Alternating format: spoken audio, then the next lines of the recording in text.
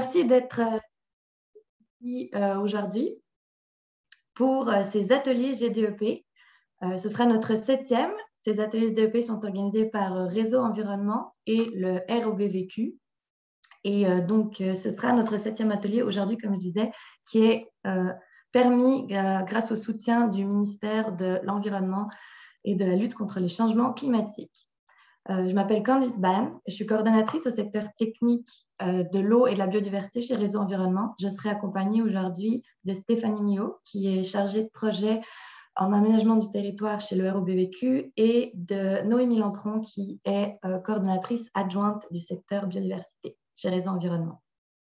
Ce 7e atelier d'aujourd'hui s'intitule « Supporter les porteurs de projets dans l'émergence et la mise à l'échelle des pratiques de gestion et d'intégration des eaux pluviales ». Il sera présenté par Pascale Rouillet, qui est urbaniste et présidente de l'entreprise Les Ateliers Hublot. Aujourd'hui, je ne sais pas si vous avez déjà assisté aux autres ateliers, mais on a essayé un autre petit système où ce sera plus interactif. On va vous demander un petit peu de participer.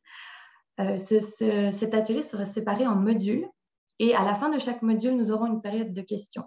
Vous pouvez soit les poser à l'oral en levant la main puis en débarrant votre micro parce que vous aurez droit à la parole, ou vous pouvez aussi taper vos questions dans l'onglet discussion et on pourra vous inviter à prendre la parole pendant la période de questions. Sur ce, j'aimerais inviter Pascale Rouillet à prendre la parole. Bonjour Pascale. Bonjour à tous, bonjour. On est très content d'être ici aujourd'hui avec vous pour parler de gestion durable des eaux pluviales. Donc, on a prévu une rencontre de 2 heures aujourd'hui. On va passer en revue la différentes stratégies pour vous accompagner dans la mise en place de vos projets de gestion durable des eaux pluviales. Donc, on remercie le ROBVQ, Réseau Environnement et les partenaires de nous convier à donner cette formation. Donc, je vais inviter Candice à diffuser le PowerPoint. Voilà. Alors, c'est ça. Aujourd'hui, on va discuter, comme le disait Candice, des outils pour vous supporter les porteurs de projets dans l'émergence et la mise à l'échelle des pratiques de gestion durable des eaux pluviales dans vos projets. Alors, on va pouvoir tout de suite vous présenter l'ordre du jour. Alors, c'est ça. On a 2 heures ensemble. On va commencer par une petite période d'introduction, de présentation, où vous allez pouvoir aussi vous présenter et puis me présenter les enjeux qui vous amènent aujourd'hui à suivre cette formation. Par la suite, on va avoir un module théorique et une présentation des outils pour l'intégration de la gestion durable des eaux pluviales dans les projets. Une courte pause et suite à ça, on va passer en revue différents cas d'études, dont le marché public de Longueuil, le projet de la ville de Neuville et de Cap Santé, le projet des ruelles bleu-vert, le plan directeur de drainage de l'Université de Montréal et finalement un chapitre sur les coûts et estimations budgétaires des projets réalisés. On a indiqué à la fin une période de questions, mais comme le disait Candice, on va à la fin de chaque module prendre en considération vos questions, que ce soit dans le chat ou grâce aux mains levées. Donc, c'est sûr que moi, ça me fait plaisir que vous gardiez vos caméras allumées. Ça permet de garder la discussion et la rencontre dynamique. Donc, c'est ça, Candice a commencé à me présenter tout à l'heure. Moi, c'est Pascale Rouillet, je suis urbaniste, je suis présidente de l'entreprise des ateliers Hublot. Alors, ça fait maintenant plus d'une dizaine d'années que j'œuvre sur des projets de gestion durable des eaux pluviales à travers le Québec. Et aussi, je vous dirais qu'on s'implique dans différents organismes, organisations tels Réseau Environnement pour faire évoluer les pratiques grâce à différents outils. Et aussi, on participe activement en termes de recherche et développement sur différents projets.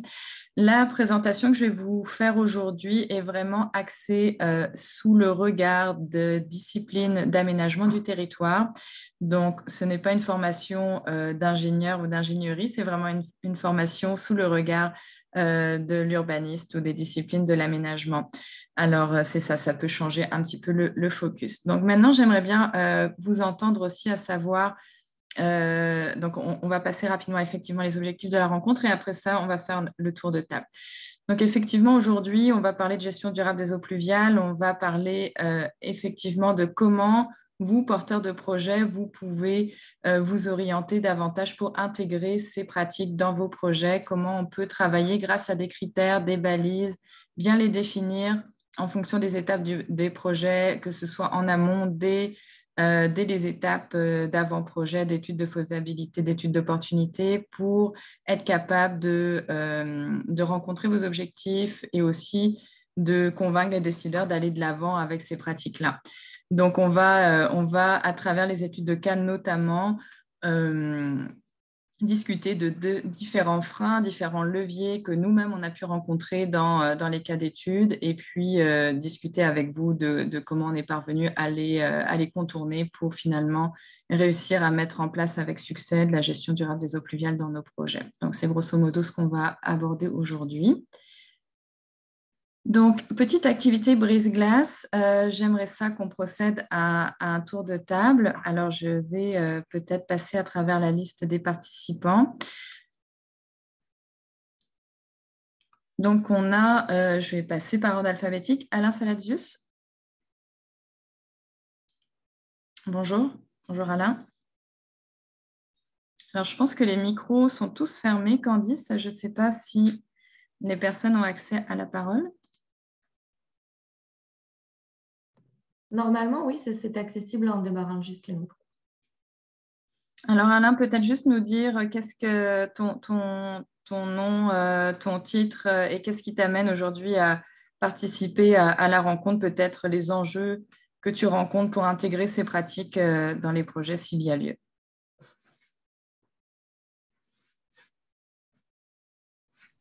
Oui, bon, bonjour. Bonjour. Donc, je suis à la Fondation Rivière. Donc, on a fait beaucoup d'études dans les municipalités pour, entre autres, puis on constate que pour contrer les déversements d'eau usée qui sont très nombreux un peu partout, l'approche des infrastructures vertes est très peu utilisée, n'est pas subventionnée par le gouvernement, n'est pas reconnue en fait en termes de subvention. Donc, on veut faire des démarches pour favoriser cette approche qui est la meilleure, autant pour réduire les déversements d'eau usée que pour réduire les effluents d'eau pluviale non traités au cours d'eau. C'est une autre source de pollution importante. Donc, l'idée ici, ma participation, c'est pour aller chercher le maximum d'idées et d'exemples concrets de réalisation pour que ce soit mis en branle systématiquement à grandeur du Québec. Voilà. Merci Alain. Alim Yayou, Assouma. Désolée, peut-être que j'écorche le prénom.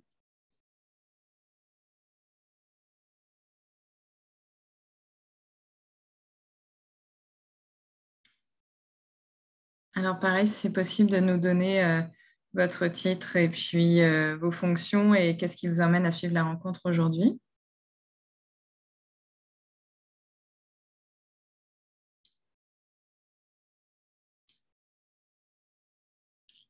Ah. On peut passer à la personne suivante. Annie-Claude Richard. Bonjour Annie-Claude. Oui, bon matin, vous m'entendez bien? Oui, très bien. Oui, ok, parfait. Il semble avoir des petits enjeux de micro. Donc, bonjour tout le monde. Donc, je suis Annie-Claude, je suis étudiante à la maîtrise en sciences de la gestion à l'UQAM. Et dans le cadre de mon projet dirigé, j'effectue un stage au sein des ateliers Hublot, donc en collaboration avec le CIREG. Je suis ici évidemment pour apprendre, pour recueillir le plus d'informations possible sur la gestion des eaux pluviales. Puisque dans le fond, j'ai été amenée à produire une analyse de cycle de vie pour le projet des ruelles bleues-vertes, donc évidemment en collaboration avec Hublot. Donc, on essaie l'idée un peu, c'est de voir, de comparer les systèmes de gestion des eaux plus conventionnels, donc la ruelle grise versus la ruelle bleu-verte, puis d'essayer de voir justement s'il y a une création de valeur possible avec de tels projets de ruelle bleu-verte, donc autant d'un point de vue social qu'environnemental ou même un point de vue des coûts. Donc, ça fait à peine un mois que j'ai commencé, alors je suis encore en train d'acquérir de l'information et des connaissances. Donc, je suis ici pour en apprendre davantage sur les différents projets aussi de tout le monde. Je pense que c'est important d'avoir une bonne vision un peu de ce qui se fait en ce moment au niveau de la gestion des eaux pluviales durables. Donc, voilà. Merci Annie-Claude. Chloé Lacasse. Oui, bonjour. Moi, je suis Chloé Lacasse, je suis chargée de projet au groupe BEC, qui est le groupe de concertation des bassins versants de la zone Bécancour. Donc, moi, je participe là, surtout pour apprendre. Nous, on veut participer avec les municipalités là, pour les accompagner dans la gestion durable des eaux pluviales. Donc, en fait, j'assiste à tous les webinaires possibles pour acquérir le plus d'informations pour mieux les utiliser dans cette situation-là. Merci beaucoup. Delphine Depierre? Oui, bonjour tout le monde. Donc, moi aussi, ça se ressemble un peu. Là. Je suis chargée de projet chez Ecobali, le comité du bassin versant de la rivière du Lièvre. Puis, j'ai assisté à tous les ateliers GDEP là, que j'ai pu jusqu'à présent. Donc, c'est ça. On est beaucoup, nous, dans la sensibilisation. Pour l'instant, on a voulu faire un projet un petit peu plus sur le terrain avec les municipalités, mais on n'a pas eu le financement finalement. Mais c'est quand même encore dans nos projets. Donc, j'essaie d'avoir le plus d'informations possible pour qu'un jour, ça se réalise. Bon, enchantée. Édith Blanchet? Oui, bonjour. Moi, je travaille pour l'organisme des bassins versants de la Côte-du-Sud. C'est un peu la même chose aussi. Je suis chargée de projet. Puis, on souhaite faire un projet sur une campagne de sensibilisation sur les eaux de ruissellement, les eaux pluvioles, le problème de surverse sur notre territoire. On a touché beaucoup, on a fait beaucoup de projets avec les agriculteurs, puis là, on voudrait faire un projet plus avec les résidents dans les périmètres urbains. Enchantée. Enchantée. Janie Lesoma?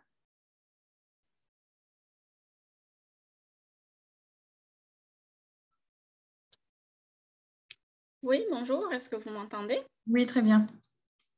Oui, bonjour. Donc, mon nom est Janie Lesoma. Je travaille pour la ville de Magog. En fait, je suis conseillère en environnement. Donc, je suis ici pour en apprendre un petit peu plus, voir ce qui se fait ailleurs. C'est vraiment dans le cadre de la mise en œuvre, je dirais, de notre plan d'adaptation au changement climatique. Donc, pour les prochaines années, on aura probablement à intégrer les bonnes gestions des eaux là, pluviales. Donc, c'est l'objectif de ma participation. Merci. Merci. François Lajoie?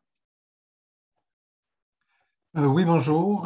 Moi, je suis directeur de l'organisme des bassins versants de la Côte-du-Sud. Je travaille avec Edith et puis c'est pour en apprendre davantage là, pour déposer un projet là-dessus. Bienvenue. Jean-Luc Allard? Oui, bonjour. Je travaille pour SNC-Lavalin. Je ne suis pas du tout un spécialiste dans le domaine. J'ai plutôt des collègues qui le sont. Par contre, je m'intéressais au sujet, donc j'étais curieux de voir ce qui serait véhiculé comme connaissances et informations. Enchantée. Jonathan Croteau?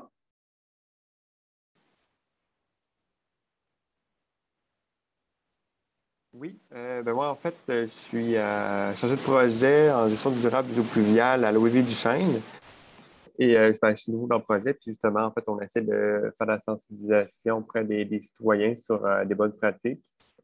Puis justement, j'ai communiqué avec les alliés Hublot pour la conférence qu'on va avoir en novembre par rapport à ça. Et aussi, on va aussi vraiment plus être en appui aux municipalités qui veulent vraiment entamer des projets qui vont aussi dans ce sens-là. Enchantée. Marie-Ève Massy?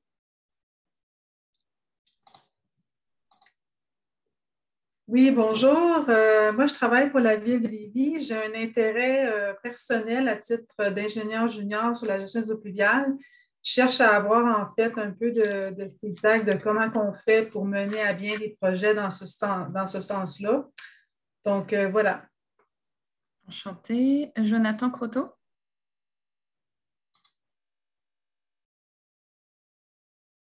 Est-ce que je suis là 2 fois? Ah, excusez-moi. Ah, et oui, Sophie Bérard, excusez-moi.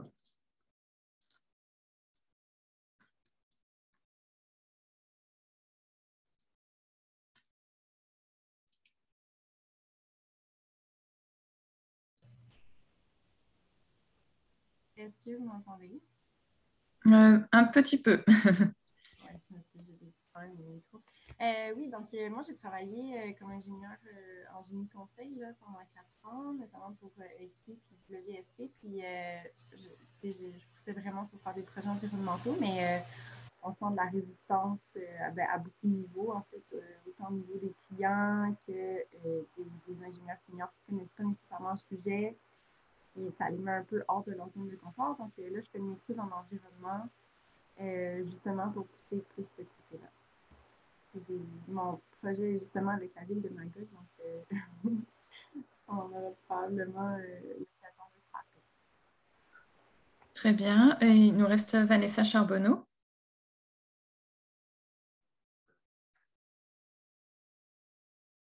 Oui, bonjour. Est-ce que vous m'entendez bien? Oui. Oui, alors oui, bonjour Vanessa, je suis chargée de projet et biologiste à l'organisme de bassin versant La Scabrique, donc l'OBV en fait qui est principalement dans le bassin versant de la rivière Châteauguay. Donc mes intérêts à participer là aujourd'hui, c'est un peu comme tout le monde le dit, c'est principalement pour acquérir des connaissances là, pour mieux conseiller les municipalités autant que les citoyens et être capable aussi d'intégrer un peu plus ces connaissances-là dans nos projets à nous, d'avoir une meilleure gestion là, finalement des eaux pluviales, à plutôt les intégrer davantage dans nos projets. Là. Donc, c'est la raison pour laquelle je suis ici aujourd'hui.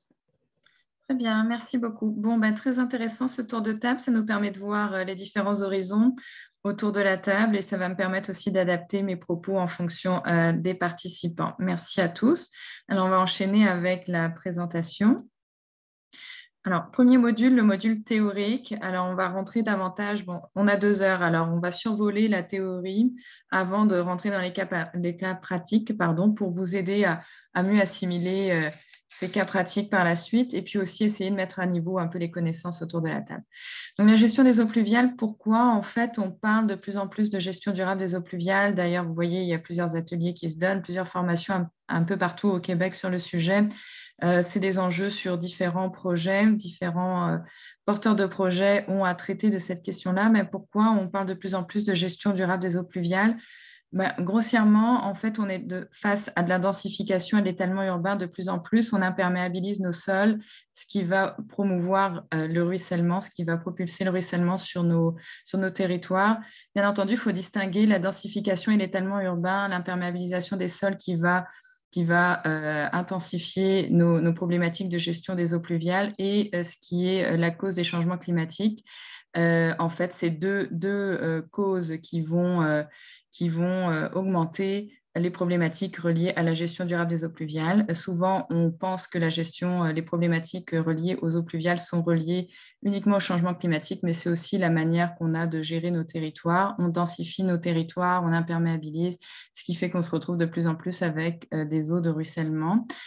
Tout ceci vient, bien entendu, influencer nos réseaux municipaux. Alors, si on prend le cas de Montréal, on est avec un grand pourcentage de réseaux unitaires, donc c'est-à-dire que nos eaux usées et nos eaux pluviales se retrouvent dans des conduites similaires, dans des conduites uniques, et viennent se retrouver par gravité à la station d'épuration de Montréal. Donc, ces eaux-là, bien entendu, les réseaux se surchargent en fonction des pluies et puis on se retrouve avec des surverses et des déversements de plus en plus fréquents, de plus en plus nombreux. Ce n'est pas des événements isolés, c'est bien des événements qui se retrouvent plusieurs fois par année sur notre territoire, ce qui vient entraîner des contaminations de nos cours d'eau, que ce soit quand on prend le cas de Montréal, la rivière des Prairies, le fleuve Saint-Laurent, mais ailleurs sur le territoire québécois, on se retrouve dans des situations similaires. Ici, je parle de réseaux combinés, des inconvénients qu'on retrouve sur les réseaux combinés avec l'augmentation des surverses, des débordements. Bien entendu, on a aussi des problématiques quand on est dans des réseaux séparatifs où on sépare les eaux usées des eaux pluviales, c'est-à-dire qu'on se retrouve avec des eaux pluviales qui ne sont pas traitées quand elles arrivent dans nos milieux récepteurs, dans nos milieux naturels. On se retrouve avec de l'eau chargée d'huile, d'hydrocarbures, de matières en suspension qui sont directement ramenées dans les lacs, les cours d'eau, etc. Donc, c'est 2 problématiques différentes, les réseaux combinés, les réseaux séparatifs. On va surtout aborder aujourd'hui des projets qui sont reliés à des réseaux combinés. On va aborder notamment un projet qui se retrouve dans un contexte de réseau séparatif, celui de la ville de Neuville. Mais vous allez voir, c'est quand même des problématiques similaires en termes de gestion à la source des eaux pluviales. On a indiqué ici quelques chiffres quand même, je reviens sur la diapositive, c'est ça. On a indiqué quelques chiffres ici, donc au niveau des volumes quotidiens, donc quelques chiffres clés. Les volumes quotidiens d'eau traitée à Montréal passent de 2,5 millions de mètres cubes en temps sec à 7,6 en temps de pluie. Et puis, on a les ouvrages de surverse qui ont connu une augmentation de 26% de nombre de débordements entre 2013 et 2017. Donc, vous voyez, c'est vraiment conséquent. Puis ça, c'est dû, bien entendu, aux eaux de ruissellement et aux eaux qu'on rapporte dans nos cours d'eau, dans nos conduites, pardon. Donc, ce qui fait qu'on augmente nos débordements. Là, ça, c'est des données quand même assez récentes. 93 municipalités étaient responsables de 60 000 déversements répertoriés au Québec en 2019. Donc, vous allez voir là les conséquences de tout ça par la suite dans la présentation, mais aussi les mesures qu'on peut mettre en place très localement pour venir diminuer les impacts que vous pouvez voir à l'écran actuellement. Je vais passer à travers quelques instruments réglementaires. En fait, vous pouvez voir que, bien entendu, les différents paliers gouvernementaux mettent en place des mesures pour diminuer et contrer les effets que je mentionnais précédemment. Donc, au niveau fédéral, le ministère de l'Environnement et des Changements climatiques a mis en place une norme pan-canadienne sur les débordements des réseaux d'égouts municipaux.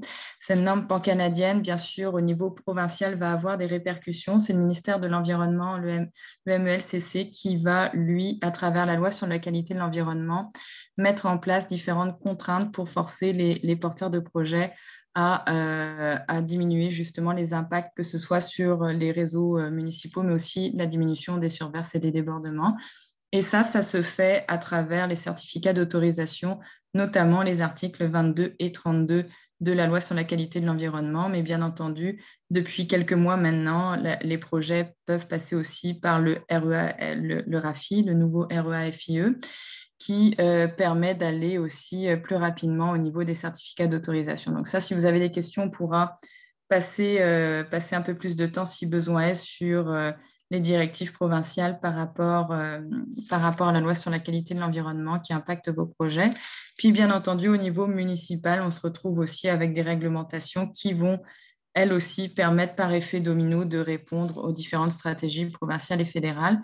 Donc, à Montréal, on a le règlement 20.030 qui est l'ancien C-1.1, mais dans d'autres municipalités, c'est soit les municipalités ou les MRC qui vont régir par leur réglementation les volumes, les débits qui sont admissibles à la sortie des projets. Donc, c'est vraiment ce qui est important de comprendre, cet enchâssement de réglementation qui va permettre de mettre en place des mesures justement pour contrer les effets qu'on mentionnait en début de présentation. Donc, on parlait des différents types de réseaux municipaux. Je vais aller assez vite sur cette diapositive, mais on parlait des différents types de réseaux. C'est ça, on peut se retrouver soit dans des réseaux unitaires qui vont réunir dans une seule conduite à la fois les eaux sanitaires et les eaux de pluie, ou dans des projets qui sont reliés à des réseaux séparatifs, où là, on se retrouve avec des conduites qui vont gérer les eaux pluviales et des conduites qui vont gérer les eaux sanitaires. Donc, vous allez voir, ça impacte la manière aussi de gérer vos projets, mais aussi la manière de gérer les eaux de pluie à l'échelle du territoire quand on parle d'une planification à l'échelle territoriale plus grande, que ce soit sur des plans stratégiques reliés au débordement, que ce soit sur des plans directeurs d'aménagement, etc. Donc, sur le côté droit de la diapositive, on expose ici quelques points intéressants de différenciation entre les infrastructures grises et les infrastructures vertes.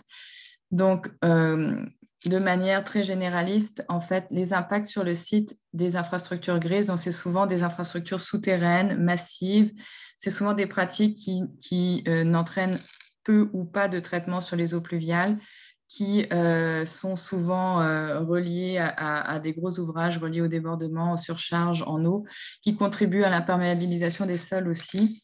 On parle souvent de méthodes qui vont être invisibles et qui vont apporter peu de bénéfices écosystémiques. Donc, c'est souvent des infrastructures aussi qui vont nécessiter un certain type d'entretien, qui ont une durée de vie limitée et qui ont des entretiens qui représentent des entretiens assez coûteux, d'assez grande envergure. Donc, avec aussi un déploiement assez important au niveau de la construction sur les sites. Les infrastructures vertes, en comparaison, qui sont souvent en fait, aujourd'hui, l'objectif, ce n'est pas de débattre infrastructure verte versus infrastructure grise. Nous, on pense vraiment que c'est une juste combinaison des deux qui va nous permettre de répondre à nos objectifs. Donc, les infrastructures vertes sur les sites, c'est souvent des infrastructures, vous allez le voir dans les exemples par la suite, qui sont de taille plus réduite, qui sont très localisées, qui vont permettre de retenir les eaux de pluie en amont, diminuer les volumes et les débits, qui vont nous permettre aussi de traiter différents volumes par l'infiltration, par la recharge de la nappe phréatique, par l'évapotranspiration.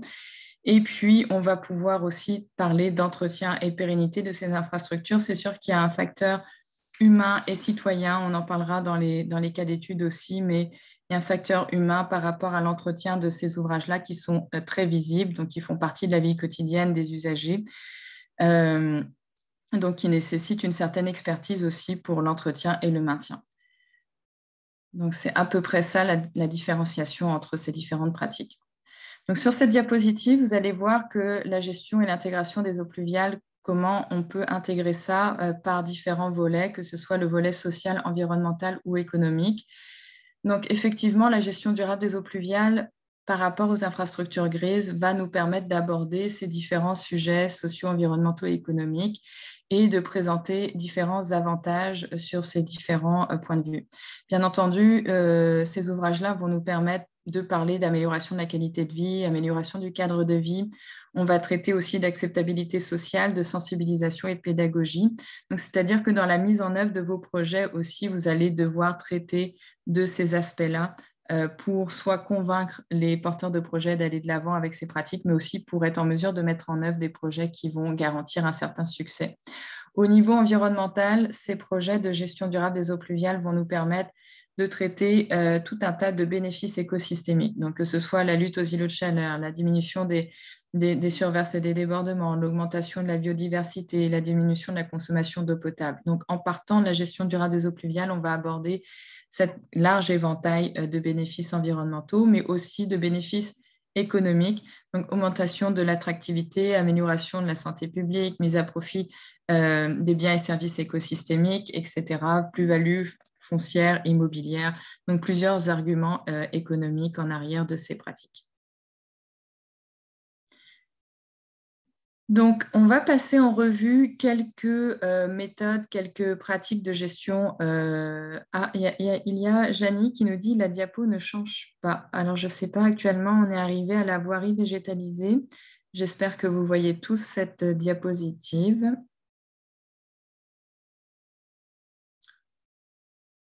Peut-être nous écrire de mon côté, tout est beau. Donc, ça a l'air on la voit. D'accord, très bien. Donc, on est arrivé à la... C'est ça, je vais détailler différentes pratiques de gestion durable des eaux pluviales pour vous permettre de comprendre après, dans les cas pratiques, de quoi on parle. Donc, on va passer 5 à 6 pratiques différentes et leur typologie d'agencement, que ce soit dans les espaces publics, au bord de la voirie, etc. Donc, ici, on va parler de biorétention et de voirie végétalisée. Donc, on vous a mis différents exemples de mise en œuvre de ces ouvrages de biorétention. En bas de la diapositive, vous allez voir une coupe, en fait, une coupe schématique qui présente à quoi ça ressemble la biorétention. La biorétention, vous allez voir, c'est comme notre ouvrage favori à positionner sur les projets, puisque ça va nous permettre de traiter à la fois la rétention des eaux de pluie, mais aussi le traitement qualitatif des eaux pluviales. Donc, on va être à la fois sur un traitement quantitatif et qualitatif, mais aussi apporter tout un tas de bénéfices écosystémiques grâce à ces ouvrages-là. Donc, la biorétention, ce que c'est vraiment un abaissement. Quand on regarde la coupe, c'est vraiment une sorte de fossé qui est comblé d'un terreau. Dans ce terreau, on retrouve la plupart du temps un drain, ce drain perforé, entouré de sable qui va nous permettre d'évacuer le trop-plein si besoin est. Par-dessus ce terreau, on va retrouver un paillis et parmi le paillis, différents types de végétaux, arbres, arbustes, vivaces. Et c'est vraiment la globalité de cette composition de la biorétention qui va nous permettre de traiter à la fois la qualité des eaux de pluie, mais aussi la quantité des eaux pluviales.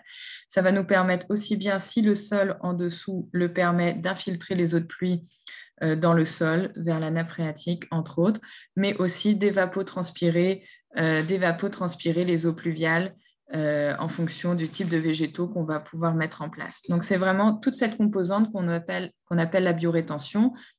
Les profondeurs vont varier, les profondeurs des ouvrages, les largeurs d'ouvrages peuvent varier en fonction des besoins en termes de rétention des eaux de pluie. Donc, vous pouvez voir en haut de l'écran un exemple justement sur une artère de grande envergure sur l'avenue Papineau, où on retrouve une biorétention de plusieurs mètres de long. C'est un des plus grands ouvrages là qu'on peut retrouver sur rue. Donc, cette biorétention va permettre de gérer les eaux à la fois de la rue, à la fois des trottoirs et va être, comme vous le voyez sur l'écran, la végétaliser avec différents types de vivaces, etc. Donc, ce projet-là fait l'objet justement de suivis expérimentaux, notamment avec Polytechnique, mais aussi avec le service des transports de la ville de Montréal. Donc, ça nous permet de faire différents retours sur expérience. Donc là, vous voyez une intégration quand même sur une avenue. Un autre projet en bas à gauche, le numéro 2, arrondissement du Sud-Ouest à Montréal, où là, c'est de la biorétention qui est intégrée sous forme de saillie végétalisée drainante. Donc, c'est vraiment un élargissement du trottoir au moment des intersections, donc au moment des passages pour les piétons. Le trottoir est élargi. Ça permet de ralentir la circulation, ça permet aussi de gérer les eaux de pluie de l'intersection au complet. Donc, l'eau est ramenée dans l'excroissance ici du trottoir et puis vient être récupérée dans la biorétention ici à travers les végétaux. Donc, vous voyez le puisard au centre de l'ouvrage. En bas à droite, la numéro 3, là, c'est vraiment un exemple dans l'arrondissement Annecy-Cartierville. Donc là, on est plus sur une rue de plus petit gabarit avec un ouvrage quand même assez conséquent. Donc là, vous voyez une autre typologie de biorétention. C'est marqué ici « nous végétaliser », mais c'est une autre typologie de biorétention ici. Donc, ça vous permet de voir différentes intégrations là-dedans, différentes typologies de rues. Notre type de pratique de gestion durable des eaux pluviales, ce sont les noues. Les noues, alors tout à l'heure, on parlait de la biorétention qui permet à la fois de stocker les volumes, de retenir, d'infiltrer, d'évapotranspirer. Ici, les noues, c'est davantage des ouvrages de transport. On va se servir des noues pour transporter les eaux de pluie, les permettre souvent d'aller d'un point A à un point B. Donc là, vous voyez l'exemple du marché public de Longueuil, où on voit l'eau, là c'est après une pluie, l'eau qui va circuler dans la noue.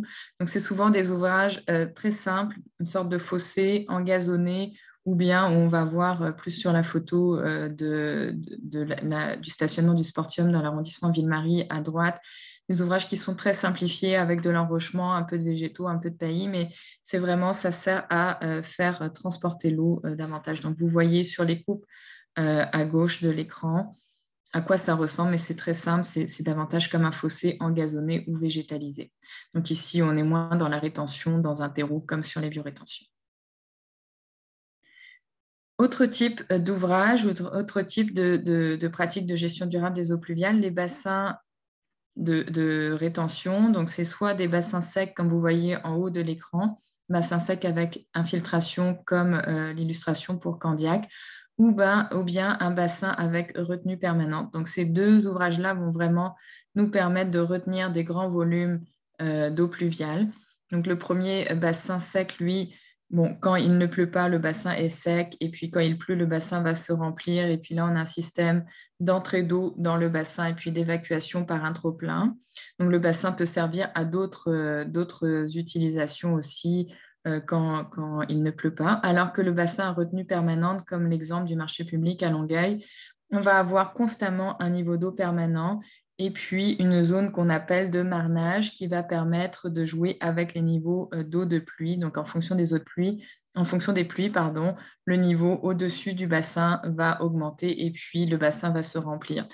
Donc, c'est sûr que pour un bassin sec, on va davantage parler d'engazonnement ou bien d'ensemencement du bassin. Donc, la végétation est assez simple. Pour un bassin à niveau d'eau permanent, on va traiter avec différents types de végétaux, des végétaux qui tolèrent les différences de niveau d'eau et qui vont nous permettre aussi d'arriver avec la reconstitution de milieux qui vont accueillir la faune et la flore aussi, donc propices aux habitats fauniques et floristiques de manière assez intéressante. Donc, on vous présente une coupe en bas de l'écran aussi qui vous montre la forme grossièrement d'un bassin avec l'implantation des différentes typologies de végétaux. C'est sûr que les bassins à niveau d'eau permanent sont assez particuliers à installer puisque au niveau de la sécurité, on va parler de la mise en place de différents paliers au niveau de la topographie du bassin pour éviter les chutes et les noyades si on veut ne pas mettre de clôture. On va aussi travailler sur les végétaux, mais aussi sur la qualité de l'eau. Donc, ça peut prendre un certain temps avant d'arriver à une bonne qualité d'eau, que le bassin arrive à maturité, on pourrait dire. Puis, ça va prendre aussi toute une sensibilisation, une pédagogie auprès des utilisateurs du stationnement et aussi du personnel d'entretien pour éviter, par exemple, la mise en place d'engrais, etc., qui pourraient favoriser la prolifération d'algues dans ce type de bassin. On peut parler aussi de plus en plus dans les pratiques qui sont mises en place d'espaces publics inondables multifonctionnels, les fameux water squares. Donc ici, on a présenté différents exemples, dont des exemples aux Pays-Bas, à Rotterdam, de water squares qui sont à l'origine des inspirations de ce qu'on peut retrouver de plus en plus sur notre territoire. Donc c'est vraiment des espaces plus minéralisés qui ressemblent à des places publiques. C'est des sortes de places publiques inondables, résilientes, qui, par temps sec, vont, comme les bassins secs, permettre différentes utilisations sportives, récréatives, de places publiques et qui, par temps de pluie, vont permettre de recevoir de grands volumes d'eau. Donc, on vous a mis ici un exemple à Montréal, du plateau Mont-Royal, de la place Fleur de Macadam, qui est l'exemple d'un water square, d'une place publique inondable résiliente. Donc, de plus en plus, on voit ces ouvrages apparaître. Peut-être avant de passer sur l'évolution des pratiques, on pourrait prendre quelques questions s'il y en a déjà sur les différentes pratiques que je viens de présenter.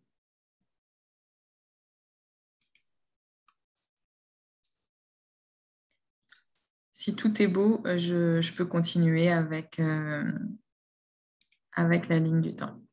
Alors, Delphine, une des participantes, elle a levé la main. Oui, j'ai juste une petite question parce que c'est ça, je travaille sur un guide de gestion durable des eaux pluviales où on présente des ouvrages comme ça. Puis, j'ai de la difficulté à faire la différence entre nous et biorétention parce qu'il y a des nous avec biorétention, des nous avec retenue permanente. Je ne sais pas, peut-être qu'il n'y a pas de solution à ça, mais c'est comme si la nomenclature varie un petit peu dépendamment de qui en parle, puis c'est ça. Il y avait comme une interprétation à faire là-dedans, mais... Effectivement, c'est un défi. Il n'y a pas de nomenclature figée, fixée. Bon, différents outils nous aident quand même à distinguer les ouvrages. Bon, la pratique de plus en plus sur le terrain permet de distinguer les infrastructures de la manière un peu dont je vous les ai nommées. Le guide du ministère de l'Environnement aussi. Oui, mais c'est ça. Ouais. C'est ça. Ouais. Oui, effectivement, le guide du ministère commence à dater un petit peu aussi. Okay. Et puis, on a la norme canadienne aussi, CSA, qui peut vous aider aussi à distinguer les différents ouvrages. Maintenant, c'est sûr qu'à force de pratique sur le terrain, la manière dont je vous les ai présentés, c'est la manière un peu classique de distinguer les infrastructures. Maintenant, ça varie toujours un petit peu, mais il faut savoir juste que c'est les caractéristiques qui sont importantes plutôt que la nomenclature. Oui, non, c'est ça. Vous avez dit la norme canadienne CS1? CSA. OK, parfait. Merci. On pourra la mettre par la suite, soit dans le chat ou bien quand on donnera la présentation à Réseau Environnement. Comme ça, vous la retrouverez facilement. Merci.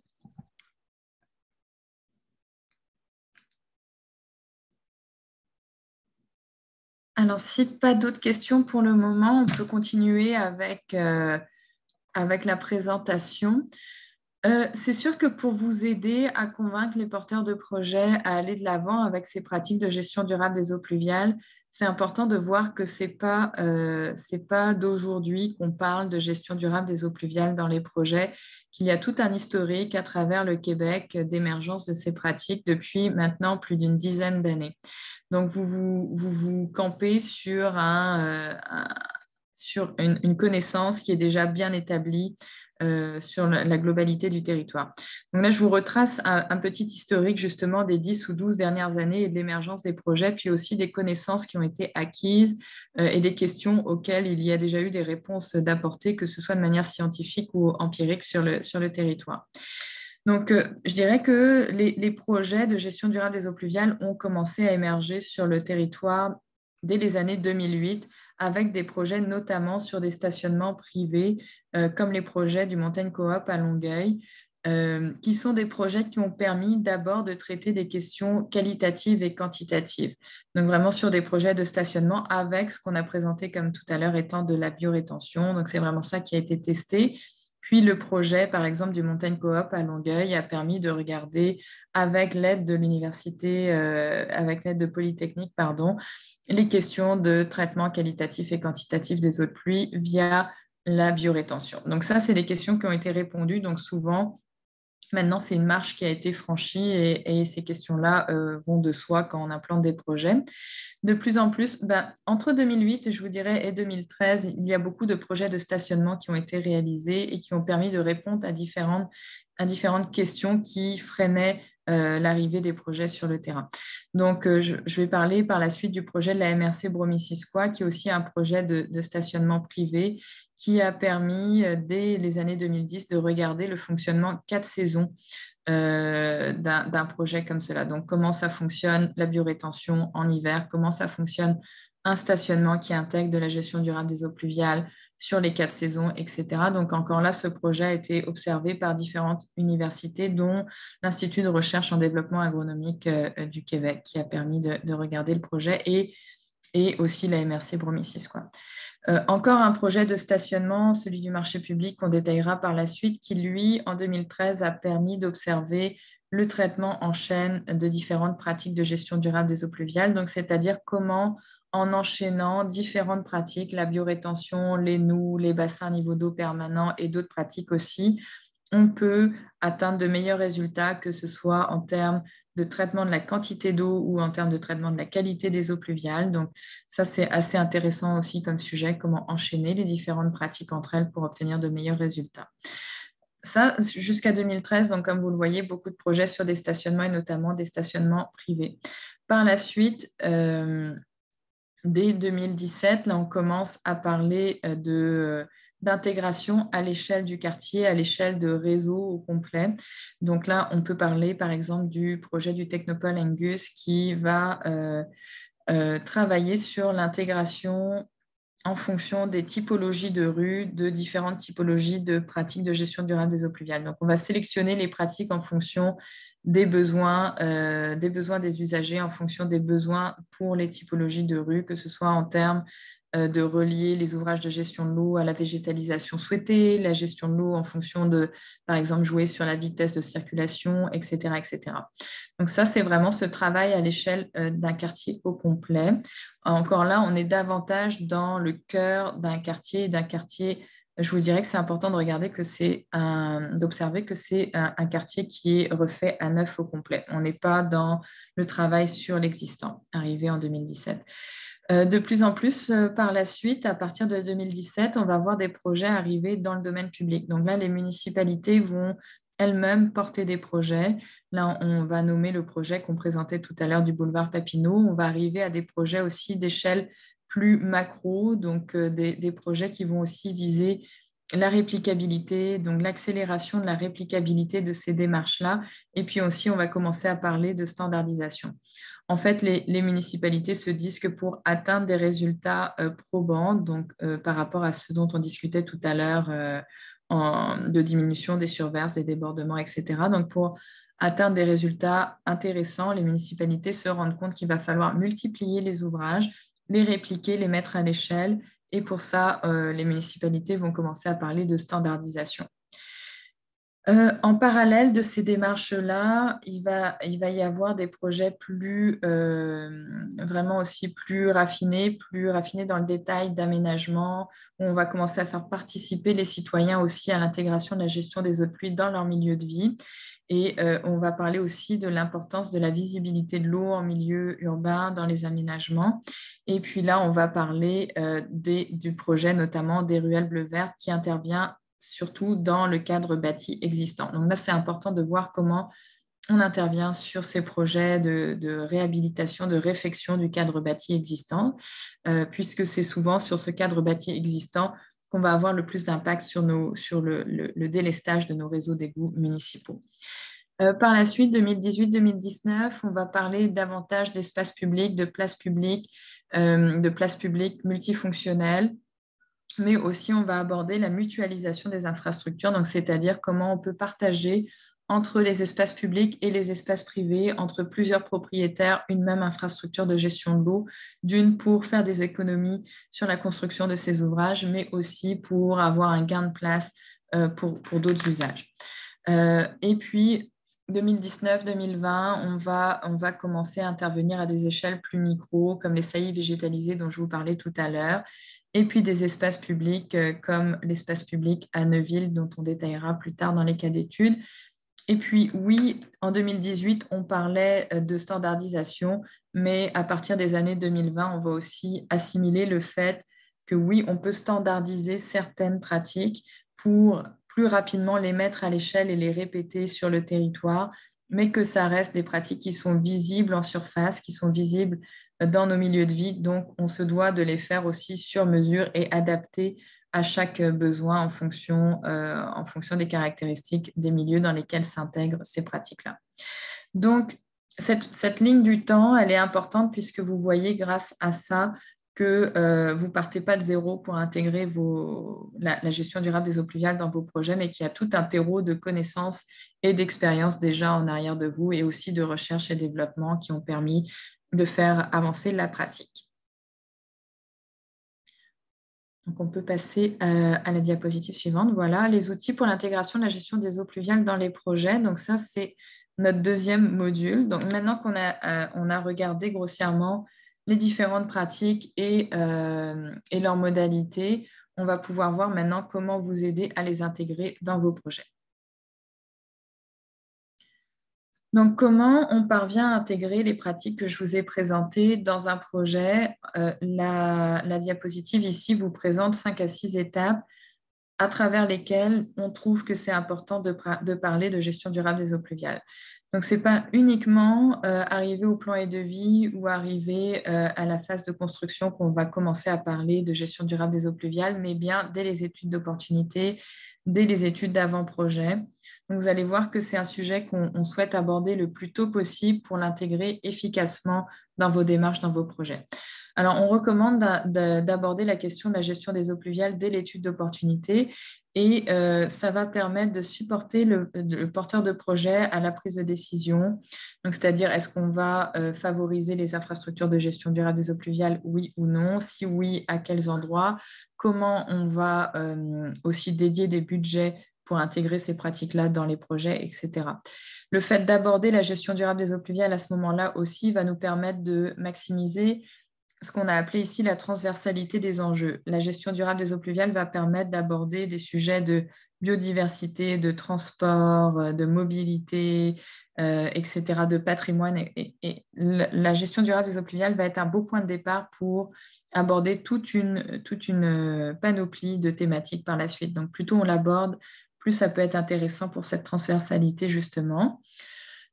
Aussi, pendant l'étude d'opportunité, d'intégrer cette thématique va nous permettre, comme je le disais, de considérer l'emplacement des infrastructures vertes en fonction de la topographie. Ça, c'est important, on le dit à chaque fois, mais favoriser les points bas pour intégrer les pratiques, c'est important. Donc, on va travailler avec l'arpenteur, les architectes paysagistes à ce moment-là. Puis, c'est aussi à ce moment-là qu'on va aussi parler du phasage.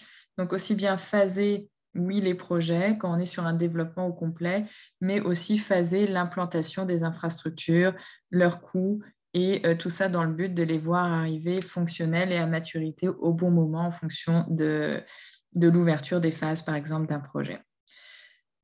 Par la suite, c'est sûr qu'une fois l'étude d'opportunité passée, on souhaite aussi continuer à aborder le projet en avant-projet ou en étude de faisabilité. Et c'est là que vous allez souhaiter créer vos équipes multidisciplinaires. Pour parler de gestion durable des eaux pluviales, oui, ça va nous prendre des ingénieurs civils, mais ça va nous prendre aussi différentes disciplines, architectes paysagistes, urbanistes, et de plus en plus, on ramène autour de la table des biologistes et bien d'autres disciplines, puisque ce sont des infrastructures qui sont visibles, qui vont impacter notre milieu de vie, et dans laquelle aussi l'eau va être visible. Donc, c'est tout un changement de paradigme pour plusieurs usagers. Donc, l'équipe multidisciplinaire qui va avoir conscience et être conscientisée sur ces enjeux de gestion de l'eau va être importante à constituer dès ces étapes d'avant-projet. Aller chercher aussi différents partenaires à ce moment-là qui vont nous aider plus tard, une fois que le projet va être construit, à pérenniser le projet, à pérenniser aussi la communication, la pédagogie, la sensibilisation autour de ces projets-là. Ça va être important en amont. Donc, c'est pour ça qu'on parle ici sur la diapositive de contacter aussi ou de travailler avec différents organismes locaux.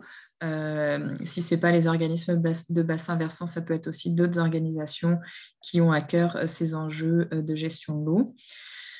Au moment de l'étude de faisabilité ou d'avant-projet, on va aussi déterminer les différents intrants qui vont être nécessaires pour intégrer la gestion des eaux de pluie. Donc, les études de sol, de perméabilité, d'infiltration, travailler avec les biologistes, l'arpenteur à ce moment-là. Puis, on va, dès cette phase aussi, amorcer la réflexion sur les notions d'entretien, de formation, de maintien des actifs, etc. pour éviter d'arriver trop tard dans la conception des projets à réfléchir à ces enjeux. Bien entendu, plus tard, pendant les plans et devis, on va vraiment travailler fortement sur cette question de gestion durable des eaux pluviales. On va concevoir les ouvrages, on va finir de les positionner. Et là, c'est vraiment un travail main dans la main, souvent entre les ingénieurs civils et les architectes paysagistes, mais aussi de plus en plus les urbanistes au niveau des demandes d'autorisation et de permis, au niveau de la mobilisation des parties prenantes et notamment des citoyens pour les inclure dans cette conception. Et puis, bon, là, on a mis quelques petits points. Ça peut être l'occasion aussi, les plans et devis, de travailler sur des travaux transitoires, travailler sur la pédagogie, mettre en place, par exemple, du mobilier ou de l'affichage pour sensibiliser les futurs usagers à ce qui s'en vient par la suite au moment des travaux. Bien entendu, la construction, en phase 4, on va vraiment porter attention au chantier, à la mise en place des infrastructures de gestion de l'eau, à la mise en place du terreau, à la mise en place des végétaux, etc. Donc, c'est un moment assez critique à cet endroit-là. Et par la suite, on va parler de l'entretien, du maintien des actifs, même si pendant la conception, on va souvent travailler le plus possible à minimiser l'entretien. C'est sûr que ces infrastructures nécessitent tout de même un certain type d'entretien qui s'apparente beaucoup à des aménagements paysagers conventionnels, mais quand même, on va veiller à ça, au maintien des actifs. Et si le projet souhaite en parler, on va travailler sur le suivi des infrastructures, le suivi des indicateurs et pourquoi pas différents suivis expérimentaux aussi. Donc, dans le but de viser la réplicabilité de la démarche. Donc, c'est sûr qu'en élément continu, comme vous pouvez le voir en bas de l'écran, on va, comme je le disais, travailler sur les questions d'entretien, de formation, de pédagogie, mais aussi sur différents incitatifs ou montages financiers si le projet est admissible à ce type de demande de subvention, par exemple. Donc, en conclusion, sur cette diapositive, vous voyez qu'on traite de la gestion des eaux pluviales de A à Z sur un projet et même une fois que le projet est construit. Donc ici, on va parler de différents indicateurs pour mettre en place la gestion durable des eaux pluviales. En fait, nous, on recommande que ces indicateurs soient traités en fonction des différentes phases que je viens de vous présenter à l'instant. Donc, depuis l'avant-projet jusqu'au suivi post-construction, on va se doter d'indicateurs, on va se doter de balises qui vont nous permettre de garantir le succès ou en tout cas valider s'il y a un succès avec ces infrastructures-là et par la suite d'être en mesure de répéter sur le territoire ces projets. Donc ici, on vous met différentes catégories de balises. C'est des exemples. En fait, on a bâti au fil des projets des balises qui sont dédiées à la fois aux concepteurs, mais aussi aux décideurs. Donc ici, vous allez voir différentes balises dédiées davantage aux preneurs de décision. On vous a mis quelques catégories, notamment se relier à l'aménagement durable, à la mobilité et à la gestion durable.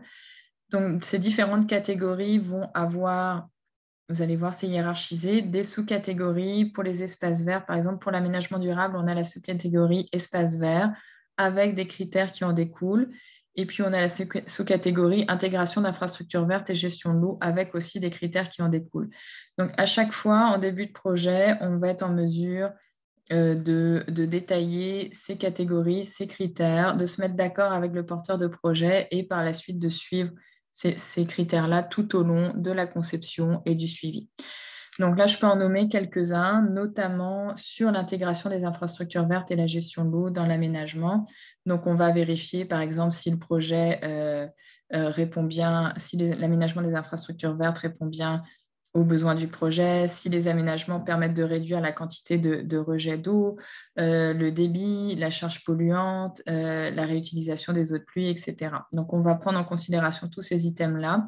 Puis là, soit on se dote d'indicateurs chiffrés, là, ça va dépendre de l'avancement aussi des porteurs de projet, ou bien on fait juste les prendre en considération dans l'aménagement.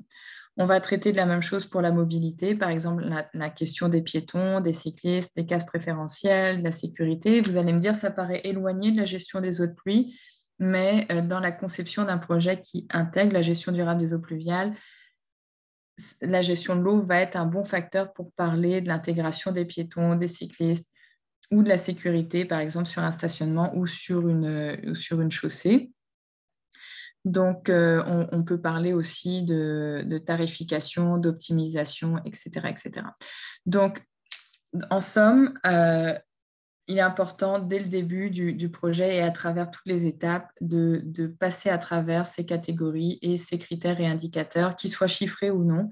Puis là, vous avez bien vu, il y a des critères qui sont soit quantifiables, d'ailleurs, ou non aussi. Donc, c'est ça. C'est vraiment, je dirais, des outils qui sont faits soit sur mesure, mais qui peuvent aussi se baser sur des outils déjà existants, comme le programme d'excellence en gestion durable des eaux pluviales, ou bien des attestations comme l'attestation de stationnement éco-responsable des conseils régionaux de l'environnement. Donc, s'il y a quelques questions, on peut prendre déjà quelques questions maintenant et puis passer à une courte pause par la suite.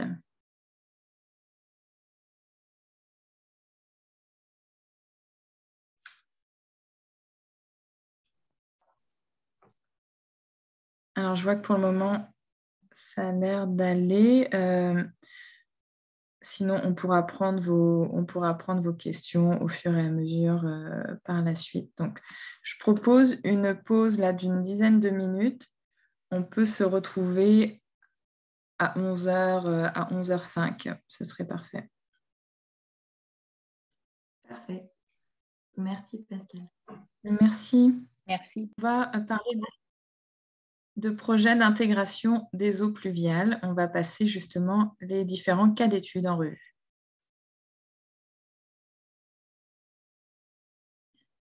Alors, le projet du marché public de Longueuil. Effectivement, c'est un projet qui date de 2013, donc qui a été construit il y a maintenant plusieurs années. Ce projet, comme vous voyez dans la ligne du temps un peu plus haut, est actuellement à la phase des suivis. Donc, c'est un projet qui a fait l'objet en fait principalement d'un traitement en chaîne de différentes pratiques de gestion durable des eaux pluviales.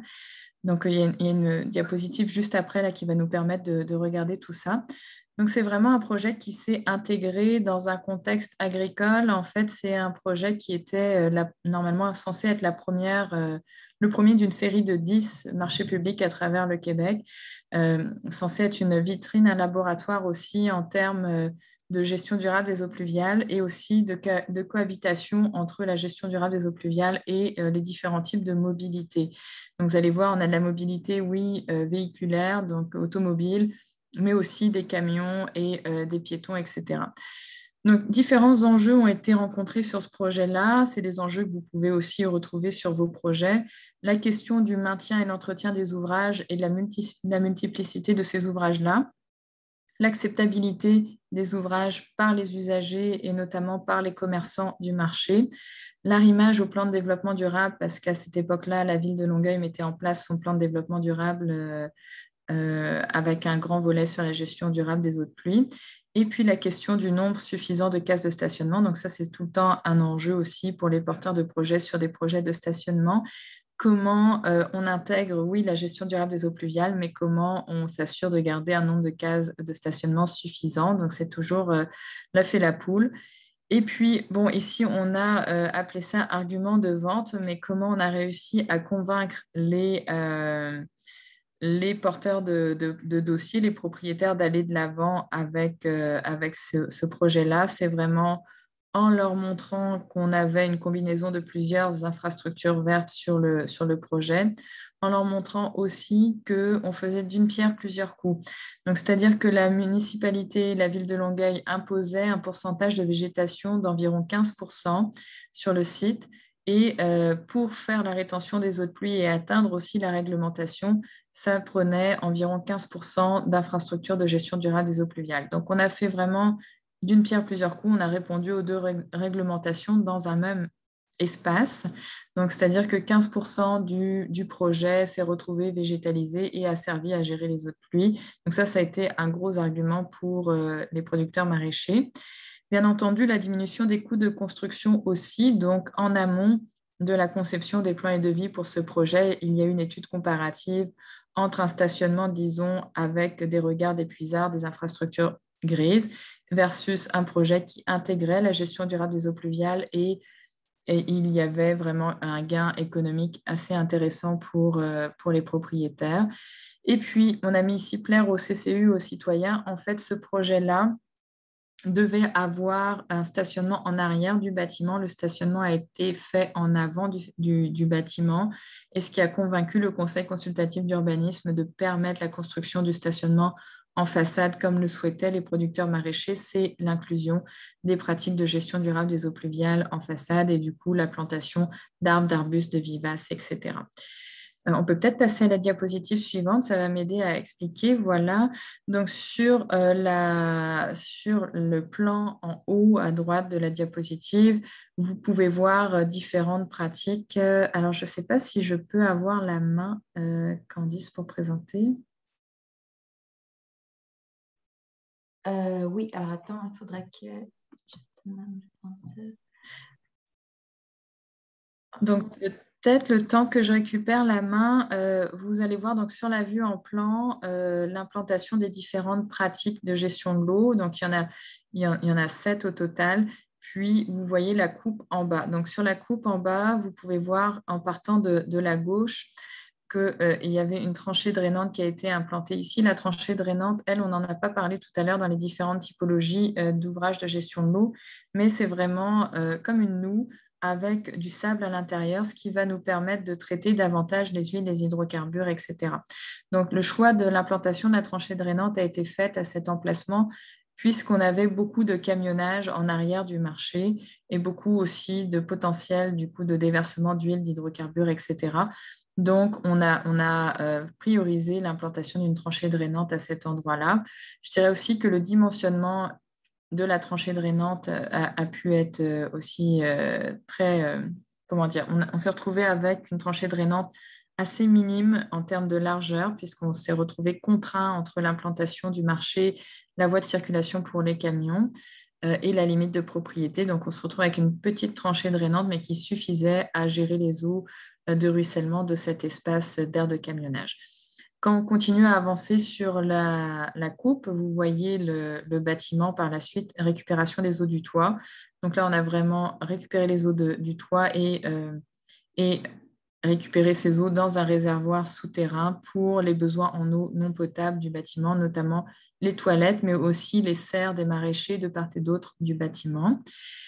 Par la suite, quand on arrive en façade du bâtiment, une première biorétention qui gérait les eaux de pluie d'une première section du stationnement, une deuxième biorétention par la suite qui gérait les eaux de pluie du centre du stationnement, et à l'extrême droite complètement, là, vous pouvez voir qu'on se retrouvait avec ce qu'on a appelé un mail planté inondable, mais qui est en fait une noue qui va permettre de récupérer le trop-plein du stationnement quand les biorétentions ne suffisent plus. Donc, ça déborde et c'est le débordement qui arrive dans cette noue. En fait, la totalité de ces ouvrages sont raccordés à un bassin à niveau d'eau permanent et à un bassin sec. Donc, vous avez un bassin sec en arrière. Donc là, je ne sais pas si j'ai récupéré la main finalement, mais... C'est parce que tu ne présentes pas l'écran. Ah, parfait. Bah, peut-être qu'on peut la montrer quand même, mais quand on revient à la vue en plan, on a le bassin à niveau d'eau permanent en bas à gauche. Donc, ce bassin à niveau d'eau permanent vient être connecté aux ouvrages de biorétention que je présentais tout à l'heure, donc les deux bandes vertes devant le bâtiment, donc la première plus proche, la deuxième au centre du stationnement. Tout ça est raccordé au bassin à niveau d'eau permanent. Et en arrière, donc vous voyez en arrière du bâtiment la noue qui s'enchaîne dans un bassin sec, et ce bassin sec est lui aussi raccordé au bassin à niveau d'eau permanent. Donc finalement, toutes les eaux du projet, après infiltration, évapotranspiration, quand c'est possible, se retrouvent dans le bassin à niveau d'eau permanent. Et puis, ce bassin-là est raccordé par la suite au réseau municipal pour le surplus. Donc, vous voyez vraiment qu'il y a un équilibre ici en fonction des différentes pratiques. Le choix d'avoir mis le bassin à niveau d'eau permanent dans l'entrée du projet, c'était vraiment d'avoir une vitrine aussi, vraiment un bel ouvrage à l'entrée du projet. C'était aussi le fait d'être capable d'avoir un traitement final à la fin du projet. Le fait d'avoir choisi de mettre de la biorétention au centre du stationnement, c'est vraiment relié à la capacité d'avoir aussi de la plantation d'arbres dans les biorétentions, puis de fait de pouvoir faire de l'ombrage aux cases de stationnement une fois que les arbres allaient arriver à maturité.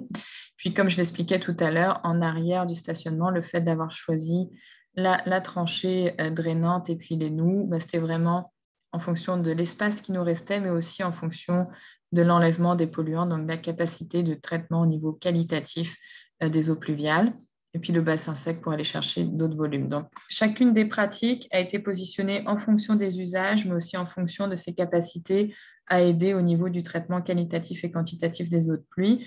Donc, c'est vraiment un bel exemple d'enchaînement de ces différentes pratiques-là. Donc, ce qui est intéressant, si on passe à la diapositive suivante, c'est vraiment de voir que ce projet-là fait l'objet de la mise en place de différents outils pour l'entretien des infrastructures.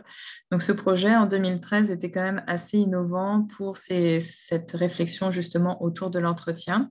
Donc, ce qui a été mis en place, c'est différents outils de suivi. Vous voyez à l'écran un tableau de bord pour l'entretien. Vous voyez aussi à l'écran une fiche d'identification à droite du secteur ici des bandes de biorétention.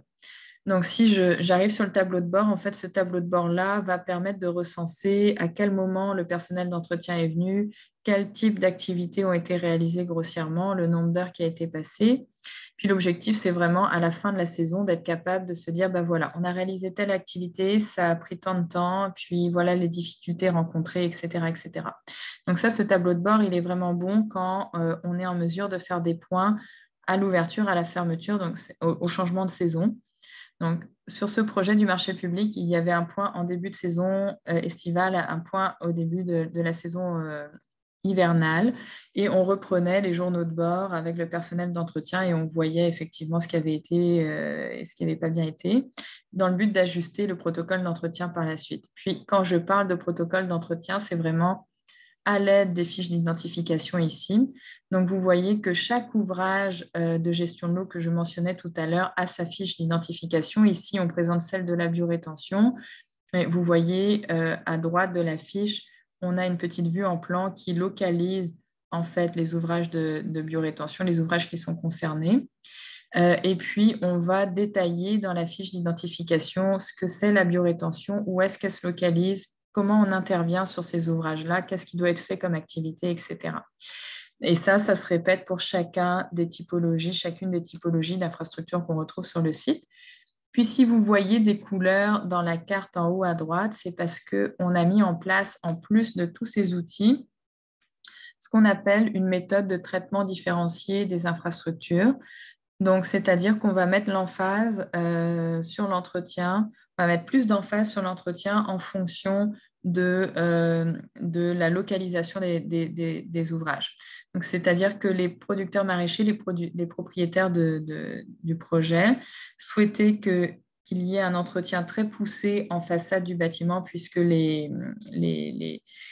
consommateurs allaient arriver par la façade du bâtiment et un entretien moins poussé en arrière du bâtiment. Donc là, on a fait toute une gradation de couleurs en fonction de l'intensité d'entretien à appliquer sur les ouvrages.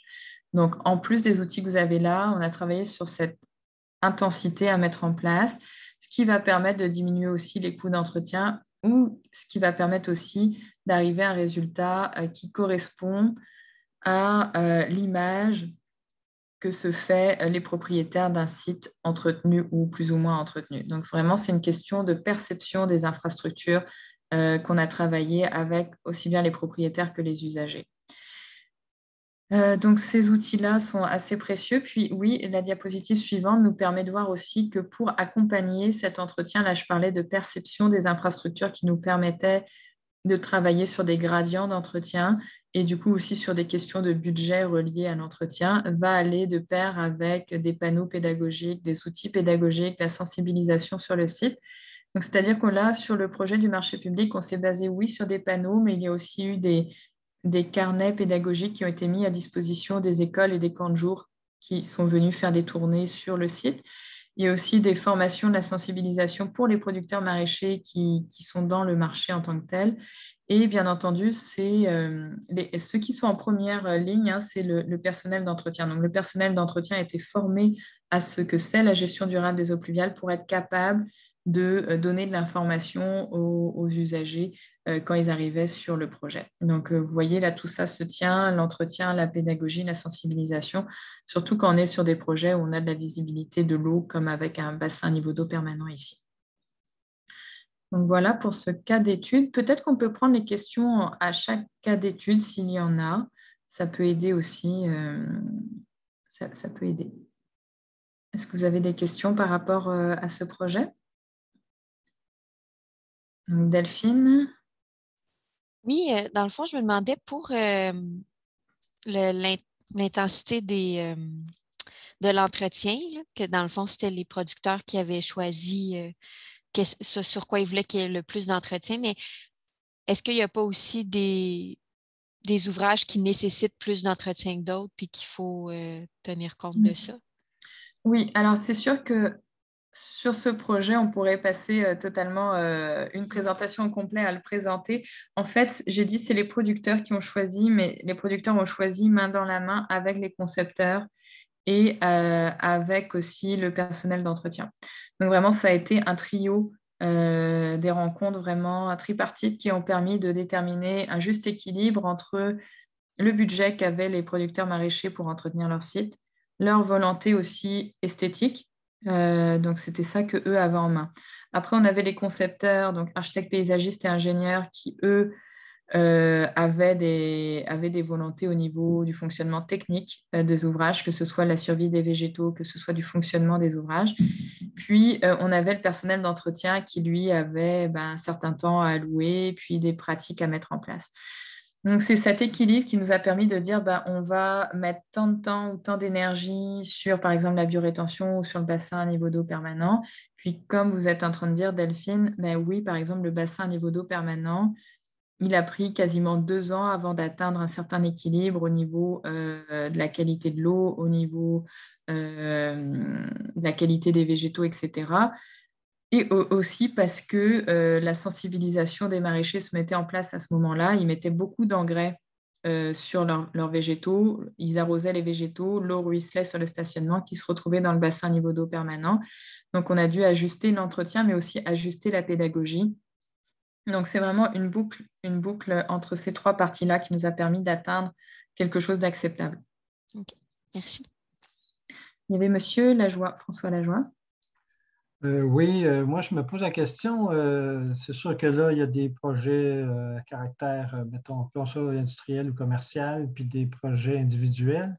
L'entretien, est-ce qu'il est considéré dans le tout, c'est-à-dire quand on évalue le budget de réalisation versus, par exemple, un stationnement ou une surface traditionnelle, est-ce que l'entretien est considéré au même titre qu'un entretien? En fait, il y a pratiquement il y a beaucoup moins d'entretien spécifique là, dans des situations normales. Mais en fait, pas normales, mais traditionnelles.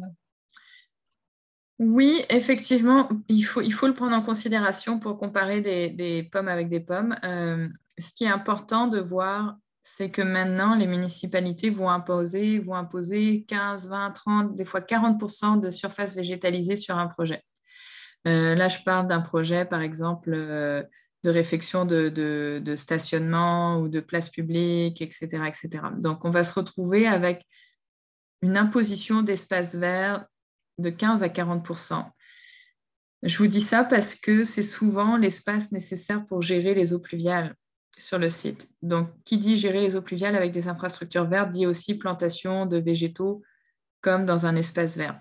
Et l'entretien des infrastructures de gestion durable des eaux pluviales se résume à 80% à entretenir les végétaux, donc les arbres, les arbustes, les vivaces, enlever les mégots de cigarettes, enlever les gobelets qui traînent, etc. Donc, comme la municipalité va imposer des espaces verts, on arrive avec un entretien qui aurait dû être fait même si on allait avec des infrastructures grises sur le projet. Vous voyez ce que je veux dire? Donc, l'argument du coup de l'entretien qui vient débalancer ou empêcher l'émergence d'un projet de gestion durable des eaux pluviales, il ne tient pas vraiment la route dans ce contexte-là, mais c'est certain qu'il faut le prendre en considération dès le début du projet. Il faut le prendre en considération, il faut en parler et il faut aussi... La plupart du temps, ce qui est recommandé, c'est d'intégrer le personnel qui va entretenir dès la conception du projet. D'une, pour parler du budget, mais aussi des méthodes d'entretien et faciliter que le design, la conception facilite leur travail par la suite. Parce que c'est là qu'on peut se retrouver avec des surcoûts ou des problématiques une fois que le projet est construit, si le travail, l'accessibilité au personnel d'entretien n'a pas été pensé. Et là, je parle d'entretien estival, mais on parle aussi d'entretien hivernal. On n'est pas encore arrivé en saison hivernale, on a tendance à l'oublier, mais on passe plusieurs mois sous la neige et il faut penser à sensibiliser aussi les personnes qui vont arriver pour déneiger, par exemple, un stationnement ou une place publique. Donc, on va pas, par exemple, faire exprès d'aller accumuler la neige dans les ouvrages de gestion de l'eau. On va travailler sur les abrasifs, sur les sels de déglaçage, etc. Donc, la question hivernale est aussi importante si on veut se retrouver au printemps avec des ouvrages qui sont assez rapidement fonctionnels. Maintenant, il y a plusieurs études qui ont été faites aussi sur la question des sels de déglaçage, les types de végétaux à implanter, sur la question des abrasifs, etc. Donc, je pense qu'on n'a pas de mal à dire que ça fonctionne en hiver, mais il faut quand même prendre certaines précautions pour ne pas entasser la neige, par exemple, dans les infrastructures, etc. Donc, oui, il faut le prendre en considération là, dès le début, le budget, que ce soit pour l'été, pour l'hiver, et surtout intégrer le personnel en amont. Mais je n'irai pas jusqu'à dire que ça vient pencher la balance vers un projet plus infrastructure grise ou autre, vu maintenant au regard des nouvelles réglementations qui imposent un pourcentage de végétation. Donc, si on avait des municipalités autour de la table, ici aujourd'hui, qui avaient envie d'inciter les porteurs de projets aller de l'avant avec la gestion durable des eaux pluviales, je dirais augmenter votre réglementation, augmenter le pourcentage de végétation requis, puisque si vous l'augmentez économiquement, en termes de construction, vous allez inciter vos concepteurs à aller de l'avant avec la gestion durable des eaux pluviales. C'est un des facteurs clés là, économiquement. Est-ce qu'il y aurait d'autres... Monsieur Lajoie, ça répond à votre question? Oui, parfait. Est-ce qu'il y aurait d'autres questions? Non, je pense pour l'instant ça va. On pourrait continuer avec le projet alors de la ville de Cap-Santé et la ville de Neuville. Alors, ces deux projets-là, c'est deux projets différents, mais très, très complémentaires dans la démarche. En fait, on se retrouve dans la MRC de Portneuf avec deux projets de réfection de stationnement.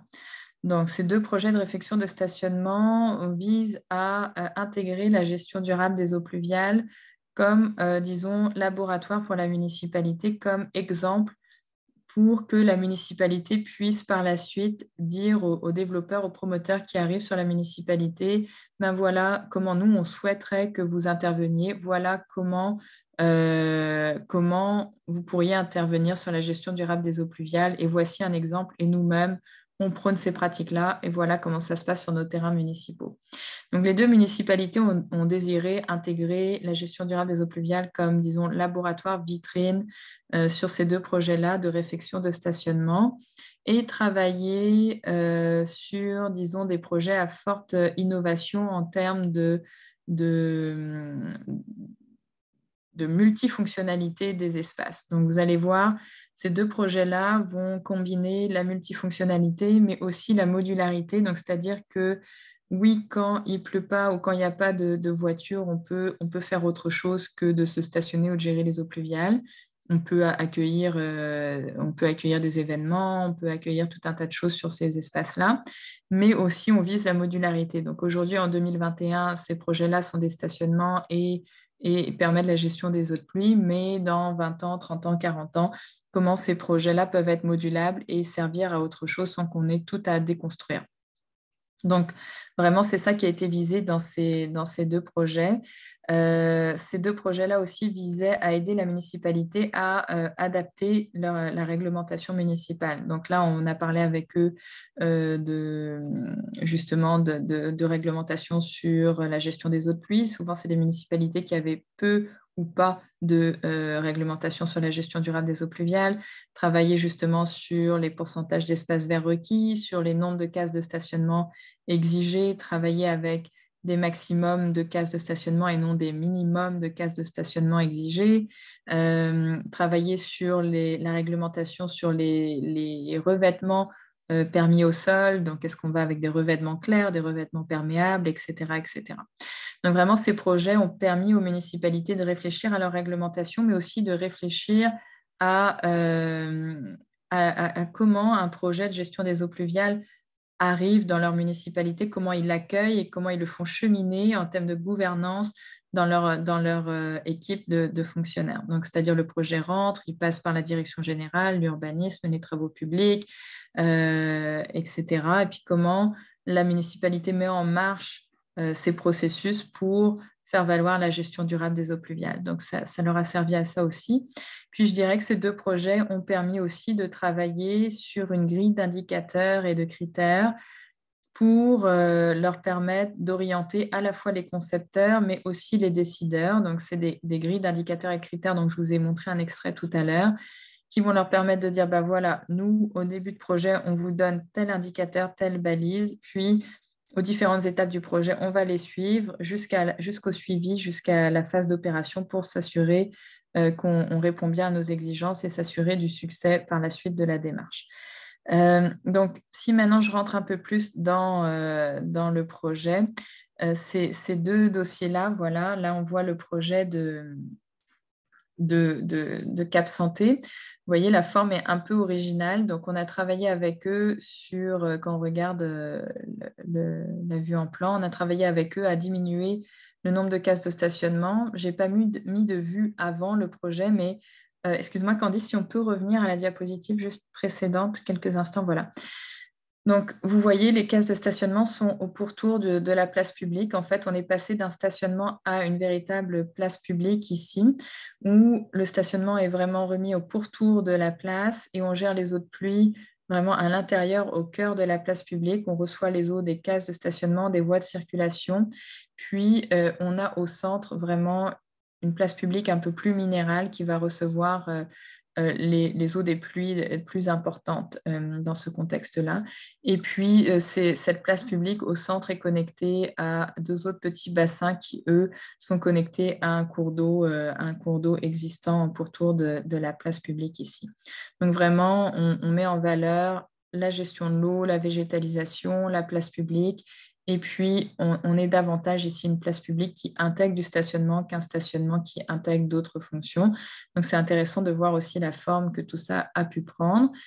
Et sur le projet de Neuville qui est juste en dessous de la première illustration, en fait, on est dans le secteur patrimonial de Neuville.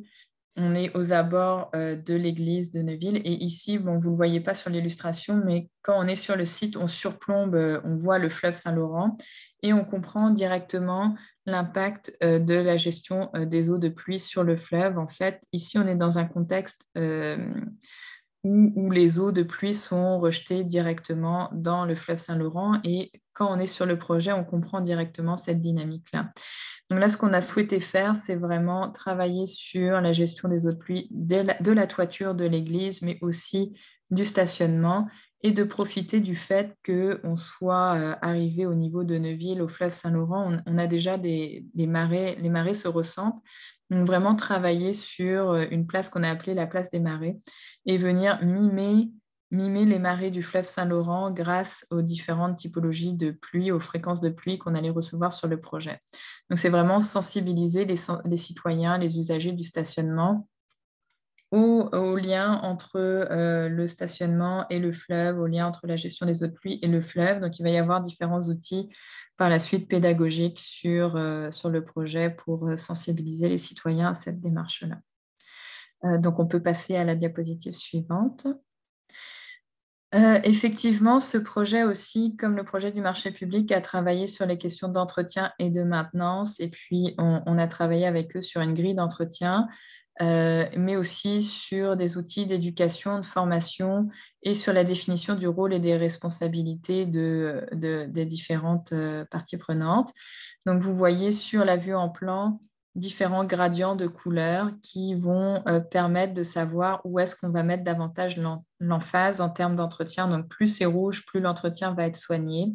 Et après ça, orange moyennement, relativement en jaune, et puis de type sauvage en marron brun ici. Donc, ça revient sur la même thématique que le marché public de Longueuil. On est sur une thématique d'entretien différenciée des espaces verts ici et des infrastructures de gestion de l'eau. Puis, vous voyez à gauche, ici, une grille de différents indicateurs relatifs soit à l'entretien. Donc, ici, il y avait la volonté d'avoir un manuel d'entretien avec aussi un calendrier de tâches, la planification des opérations, les personnes vraiment dédiées, les personnes responsables et les consulter. Donc ça, c'est vraiment les indicateurs que la municipalité va demander aux porteurs de projets par la suite qui intègrent de la gestion des eaux de pluie. Pareil pour les revêtements de sol, pareil pour la végétalisation, la durabilité des infrastructures, etc. Donc à chaque fois, on se retrouve avec des critères, des indicateurs qui pour l'instant n'ont pas été chiffrés, mais qui par la suite pourraient être chiffrés en fonction de l'adaptation aussi de ces items-là en fonction des projets qui vont être vécus sur la municipalité par la suite.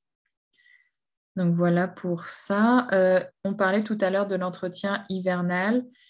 Donc comme on l'a fait pour la période estivale, l'entretien différencié avec les couleurs que je mentionnais tout à l'heure, on l'a fait aussi pour la période hivernale et puis la question du déneigement. Donc plus vous voyez les gradients de couleurs évoluent, et là on va mettre plus ou moins d'abrasifs sur le site.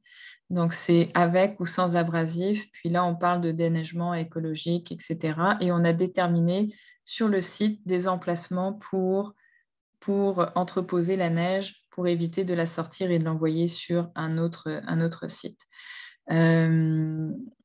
Donc, c'est ça. Là, c'est vraiment la question de pourquoi pas même travailler sur un stationnement blanc par la suite. Le stationnement, ici, là, c'est le stationnement de Neuville. Je voulais juste aborder un petit peu la question des végétaux. C'est sûr qu'ici, on va travailler sur une plantation qui ressemble davantage à ce qui se fait sur le littoral du fleuve Saint-Laurent. Donc, c'est vraiment réintégrer des végétaux qu'on retrouverait en bordure du fleuve, donc des végétaux ancestraux, la flore du littoral. Puis, on va travailler aussi sur l'agriculture locale. Donc, avoir des végétaux, pourquoi pas, plantation nourricière, biodiversité, participation des citoyens sur le projet.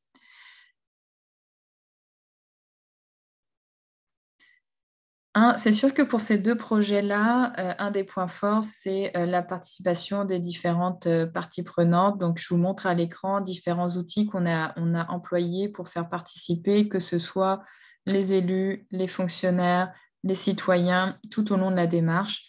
Donc, on a eu à la fois des ateliers de co-design, ça c'est la photo en haut. Donc, vraiment, on a travaillé à dessiner le projet avec les élus et les fonctionnaires. On a eu des visites commentées aussi sur le site à différents moments, à différentes saisons. On est allé visiter le site, marcher le site avec différentes parties prenantes, que ce soit les fonctionnaires, des représentants des citoyens, des représentants de différentes organisations, comprendre les enjeux, les volontés aussi sur le site et intégrer, bien entendu, à chacun de ces exercices la gestion durable des eaux pluviales. Puis l'exercice que vous voyez en bas de l'écran, c'est un exercice de prospective. Donc, on s'est projeté avec les élus et les fonctionnaires en 2040-2050 et à imaginer avec eux l'intégration de la gestion des eaux pluviales et de ces pratiques-là sur le projet. Donc, vraiment, on s'est projeté dans le temps à savoir comment ils imaginaient le projet. Donc, ça nous a vraiment permis de prendre des décisions avec eux aussi, mais de sortir de la boîte et d'aller chercher des idées plus innovantes, puis de dédramatiser aussi souvent cette question de visibilité de l'eau et de gestion durable des eaux pluviales sur les projets. Donc, un des autres outils parmi lesquels un autre outil dont on s'est servi pour approcher les parties prenantes pour intégrer la gestion des eaux de pluie dans le projet, c'est vraiment les sondages et les questionnaires. Bon, oui, on a voulu intégrer les citoyens, mais souvent, c'est souvent compliqué de réunir les citoyens lors de rencontres en particulier. Donc là, on a diffusé des sondages, que ce soit sur le site web de la municipalité, mais aussi au comptoir d'accueil des municipalités, etc., lors des conseils consultatifs d'urbanisme, dans le but de travailler avec eux, notamment sur le nombre de cases de stationnement, mais aussi sur la capacité à intégrer la gestion des eaux de pluie sur le projet. Donc là, vous voyez plusieurs questions sur la mobilité, mais c'est en travaillant sur la mobilité qu'on a pu se permettre d'enlever des surfaces imperméables pour faire de la place pour intégrer la gestion des eaux de pluie. Donc vraiment, on doit partir de loin, doit partir de ces questions de mobilité, de circulation, etc., pour commencer à parler de gestion des eaux de pluie sur les dossiers. Donc, les sondages, c'est vraiment un outil qui peut être très utile dans ce contexte-là. On peut passer à la suivante. Le projet des ruelles bleu-vert. Donc là, ce projet-là pourrait faire lui aussi l'objet d'une présentation en tant que tel, mais ce projet, c'est, disons, un des projets où on intègre le plus les citoyens dans la démarche. C'est un projet aussi qui vise à travailler sur le cadre bâti déjà existant, puisque comme on le disait en introduction, c'est vraiment en travaillant dans la plupart des municipalités sur le cadre bâti existant qu'on va être en mesure de décharger nos égouts municipaux et de faire de la place soit pour accueillir de nouveaux projets, soit pour diminuer les surverses et les débordements sans avoir à jouer trop sur les infrastructures en place. Donc là, le projet des ruelles bleu-vert vise à travailler vraiment sur les toits plats des bâtiments, déconnecter les drains des bâtiments qui passent souvent dans le centre des bâtiments et ramener l'eau en façade des bâtiments par des gouttières qui vont permettre de rendre visible l'eau et de travailler dans les cours arrière privés et par la suite de partager des ouvrages entre le domaine privé et le domaine public, même entre les ruelles et les cours privés. Donc, c'est sûr que c'est des interventions à l'échelle très micro qui a permis de travailler notamment sur la gouvernance autour de la gestion durable des eaux pluviales. En fait, ce projet, il a émergé du fait qu'on se disait que oui, on parle de gestion durable des eaux pluviales au Québec, on en parle de plus en plus, mais on a du mal à faire naître des projets et encore plus à les faire se répéter à l'échelle du territoire et encore plus à les faire, se répéter suffisamment pour atteindre des résultats et aller chercher des bénéfices écosystémiques.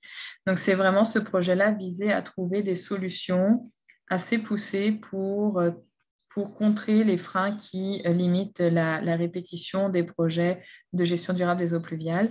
Et un des freins, c'est les modèles de gouvernance en place autour de la gestion durable des eaux pluviales, mais c'est aussi la question économique autour de ces projets-là et la question, bien entendu, de l'entretien, des interventions sur le cadre bâti existant, etc. Donc, vraiment, ce projet a permis d'aborder toutes ces thématiques et de travailler sur 2 sites pilotes, un dans Mercier-Hochelaga Maisonneuve à Montréal et l'autre dans Pointe-Saint-Charles, sur des projets incluant différents propriétaires privés, mais aussi les arrondissements et la ville en tant que telle. Donc, les enjeux qui ont été soulevés sur ce projet-là, c'est vraiment le travail sur des sols contaminés, le travail entre plusieurs propriétaires, la question de la gouvernance, l'inclusion des citoyens dans la réflexion et bien sûr le partage des infrastructures. Donc, on peut peut-être passer à la diapositive suivante. Ici, vous le verrez certainement, ou vous le voyez déjà dans vos projets, un des freins majeurs, comme je le disais, à l'émergence des projets, c'est souvent les modèles de gouvernance autour de ces projets-là, les services municipaux. Est-ce que tel service parle bien à tel service? Comment on intègre les porteurs de projets dans cette réflexion, etc. Donc, le projet des ruelles bleues-vertes propose un modèle de gouvernance totalement atypique qui est assez complexe, disons, mais qui est totalement différent de ce qu'on peut retrouver habituellement autour d'un projet de gestion durable des eaux pluviales, où on va faire collaborer à la fois des organismes, la ville et les arrondissements, les professionnels, mais aussi les citoyens autour de la démarche et en fonction des différentes phases du projet. Donc, c'est vraiment ce modèle-là qui va permettre de faciliter la levée de certains freins et certains questionnements autour de la gestion de l'eau et de favoriser l'émergence des projets. Donc, on pourra y revenir si vous avez des questions sur ce modèle très spécifique. Aussi, les ruelles bleues-vertes ont permis de travailler vraiment sur la visibilité de l'eau proche des milieux de vie, proche des bâtiments, etc. Donc là, vous voyez différents exemples de pédagogie, sensibilisation, visibilité de l'eau. Donc en haut à droite, un château d'eau sous forme de mobilier urbain qui permet d'accumuler de l'eau de pluie, de la retenir, de la réutiliser, mais aussi de réunir les gens, les citoyens, de manière plus informelle autour de ce mobilier et autour de l'eau en tant que telle. En bas à droite, un petit moulin à eau aussi à la sortie d'un drain pluvial qui permet de mettre en valeur le bruit et le mouvement de l'eau de manière très ludique. Et puis au centre aussi différentes interventions artistiques autour des gouttières et de l'eau.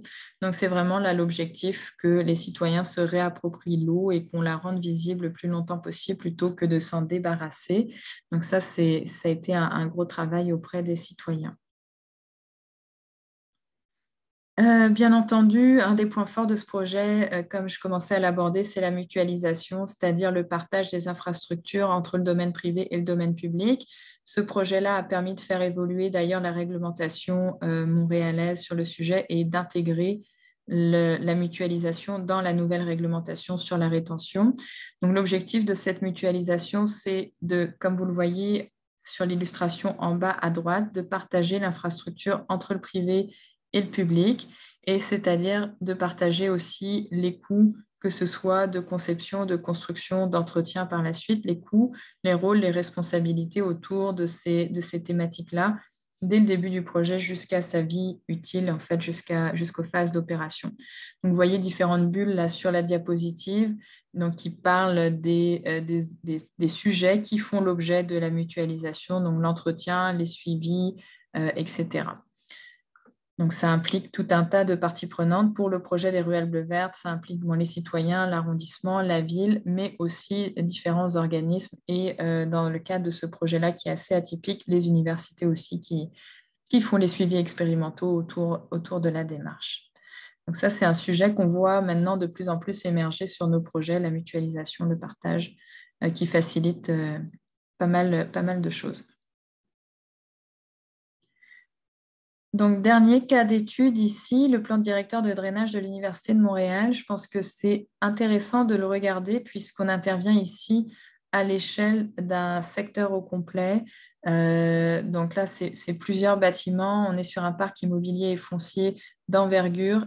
Et ce qui est important de comprendre ici, c'est que ce parc foncier immobilier a bien sûr un gros impact sur les réseaux d'égouts municipaux, donc surtout l'impact sur nos milieux naturels, etc., avec l'effet domino. Donc, en intervenant sur un plan directeur de drainage pour le campus de l'université au complet, ça permet bien sûr de limiter ces impacts sur nos milieux.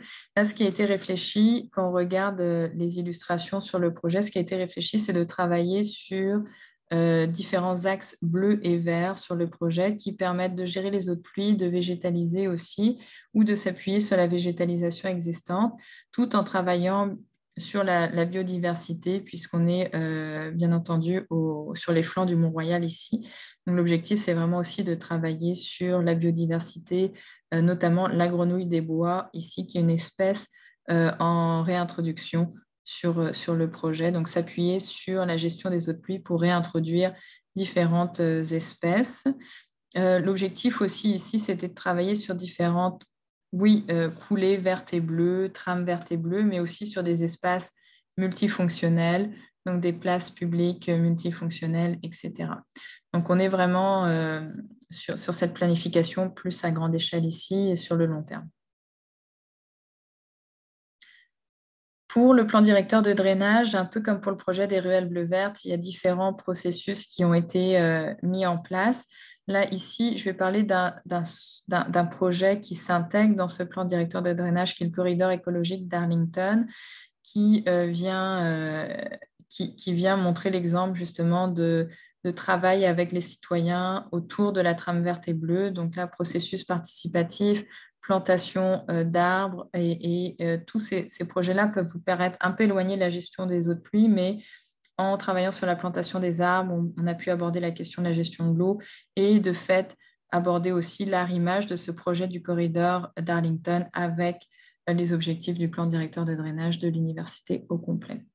Donc ça, c'est des projets à plus grande échelle, c'est des projets aussi avec beaucoup plus de parties prenantes et puis aussi beaucoup plus de budget en arrière de tout ça.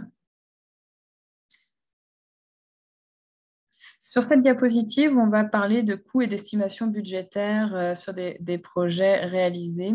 Donc là, on souhaitait vous présenter deux cas, en fait, le projet des ruelles bleues-vertes et le projet de Portneuf qui nous ont permis de comparer les infrastructures vertes versus justement des projets qui auraient installé des infrastructures grises. Ça reprenait un peu les questions de M. Lajoie tout à l'heure. Je vous donne déjà quelques chiffres clés. Tout à l'heure, on parlait à peu près de 15% d'espace de gestion durable des eaux pluviales nécessaires pour 15% d'un espace nécessaire pour gérer les eaux de pluie, ce qui souvent correspond aux espaces requis pour la végétation aussi dans les réglementations. Donc ça, c'est des bons chiffres clés à retenir pour vous. Puis, quand on regarde fourniture, transport et installation, on parle à peu près de $250 du mètre carré pour un bassin de biorétention qui va inclure les végétaux, les substrats, le sable drainant, les drains, les géotextiles, et $90 du mètre carré pour une noue engazonnée. Donc ça, c'est des chiffres clés qui sont intéressants pour vous quand vous voulez discuter avec un porteur de projet. Au niveau du projet des ruelles bleues-vertes, pour vous donner un ordre de grandeur, on était à peu près à $345 pour 700 mètres carrés de zone d'infrastructure verte, soit environ $500 du mètre carré. Puis là, on était, vous allez me dire, c'est plus cher que $250 du mètre carré dont on parlait pour la biorétention, mais on était davantage aussi dans des aménagements de places publiques. Donc, le choix des matériaux, des revêtements de sol a influencé le coût au mètre carré. Alors, on parle de béton, de bordure de granit, etc. Donc, qui influence le coût en mètre carré grandement. Donc, il faut vraiment ici, encore une fois, comparer les mêmes éléments ensemble. Si on regarde le projet tout à droite, de Portneuf. Donc, on est sur un stationnement conventionnel sans rétention ni infrastructure verte, mais avec des espaces publics de 450 000 $. Donc, ça, c'est le projet de stationnement dont je vous parlais tout à l'heure. Ce projet-là a été comparé avec un stationnement conventionnel avec rétention souterraine sans espace public à 628 000 $. Et puis, ça a été comparé aussi avec un stationnement écologique avec infrastructure verte et avec espace public pour 445 000 $. Donc, je pense que ces exercices-là sont intéressants à faire. Nous, on l'a fait en amont pour la MRC de Portneuf, mais sont intéressants à faire quand vous avez à défendre un dossier, puisque c'est tout le temps l'argent qui va finir par parler, mais de comparer des projets avec ou sans rétention, avec ou sans infrastructure verte. Mais déjà, quand vous partez avec les grandes balises que je vous donnais de coûts au mètre carré moyen ou d'espace, de pourcentage d'espace requis moyen pour la rétention, ça vous donne déjà quelques grandes idées. Alors voilà, c'est sûr que 2 heures, ça passe très vite sur l'ensemble des sujets qu'on a abordés aujourd'hui, mais on a encore un peu de temps pour des questions. Monsieur Lajoie? Oui, je me demandais, ces projets-là, est-ce qu'ils ont été réalisés suite à des demandes de la part des municipalités ou en collaboration avec des acteurs locaux? Alors, les 2 projets, le projet de Cap Santé et de Neuville, c'est des demandes de la municipalité, tout simplement. Il y a eu des acteurs locaux d'inclus, mais je dirais à notre demande par la suite. Donc, l'organisme de bassin versant, le Conseil régional de l'environnement et d'autres acteurs ont été inclus quand nous, les consultants, on est arrivés autour de la table pour vraiment le proposer. Le projet des ruelles bleues vertes, c'est totalement pris à l'envers puisque c'est les organismes locaux qui ont proposé les projets à la ville de Montréal et aux arrondissements. Donc, la donne a été prise totalement à l'envers. Le marché public de Longueuil, on est sur un projet privé. Donc, c'est vraiment le promoteur qui est arrivé, le développeur qui est arrivé avec son projet auprès de la municipalité et aussi avec l'intention d'intégrer la gestion des eaux de pluie à ce moment-là. Donc, c'est ça. On a vraiment ici différents cas de figure. OK. Merci.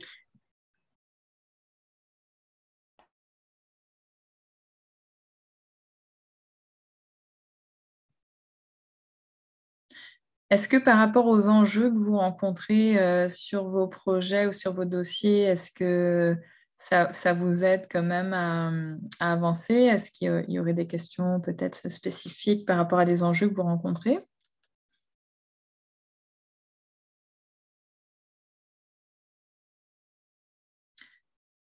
Est-ce que Candice, de votre côté, vous auriez peut-être quelques questions?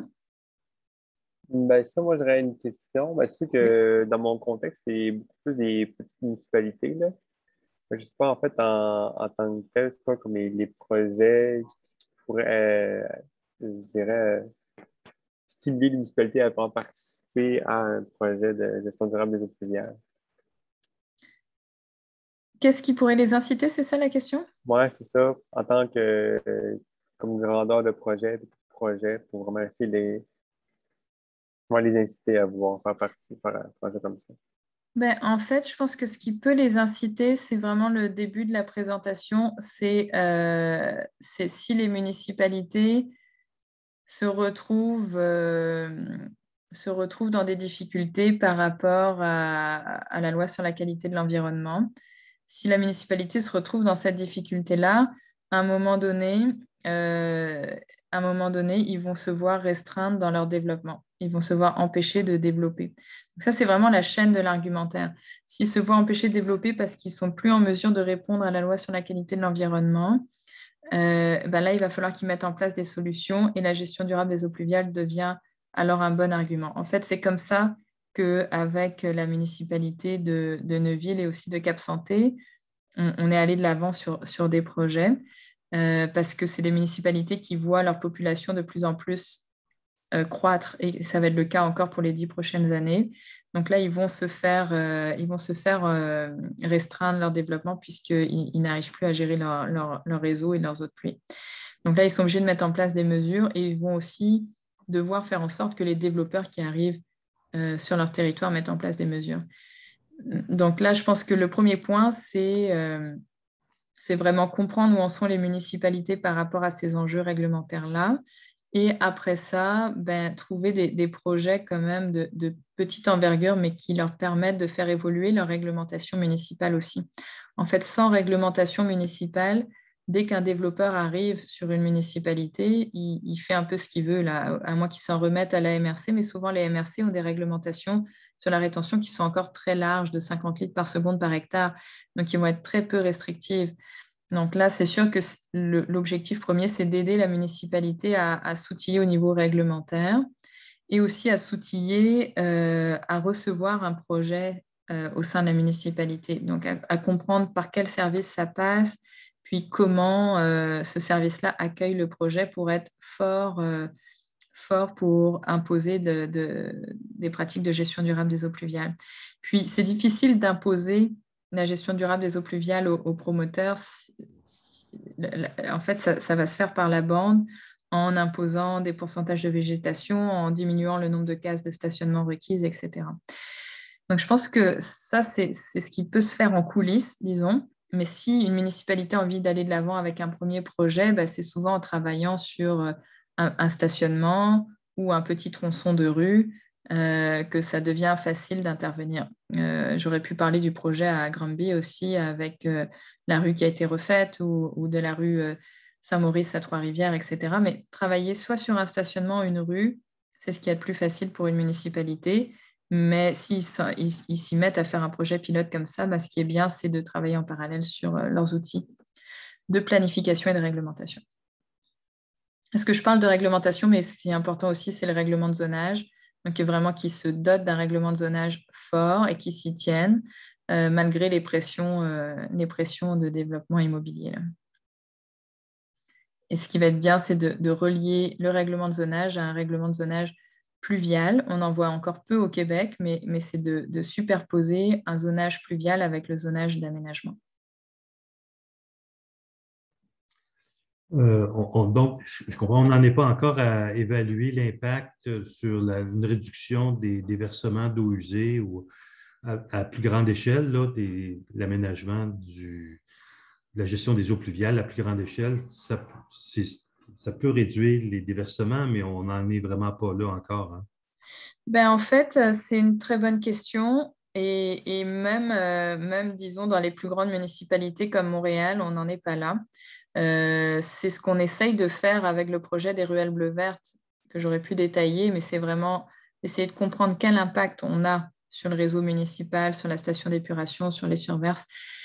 Et on a du mal à faire la chaîne complète, à collecter assez d'informations pour réussir à prouver quels résultats on apporte avec une ou plusieurs installations de projets de gestion durable des eaux pluviales. Là, on a Annie-Claude Richard qui est autour de la table avec nous, qui est une chercheuse qui va nous appuyer justement sur les questions de cycle de vie, sur le projet des ruelles bleues vertes, pour justement essayer au fur et à mesure de répondre à la question que tu amènes là, Alain. Mais on n'y est pas encore.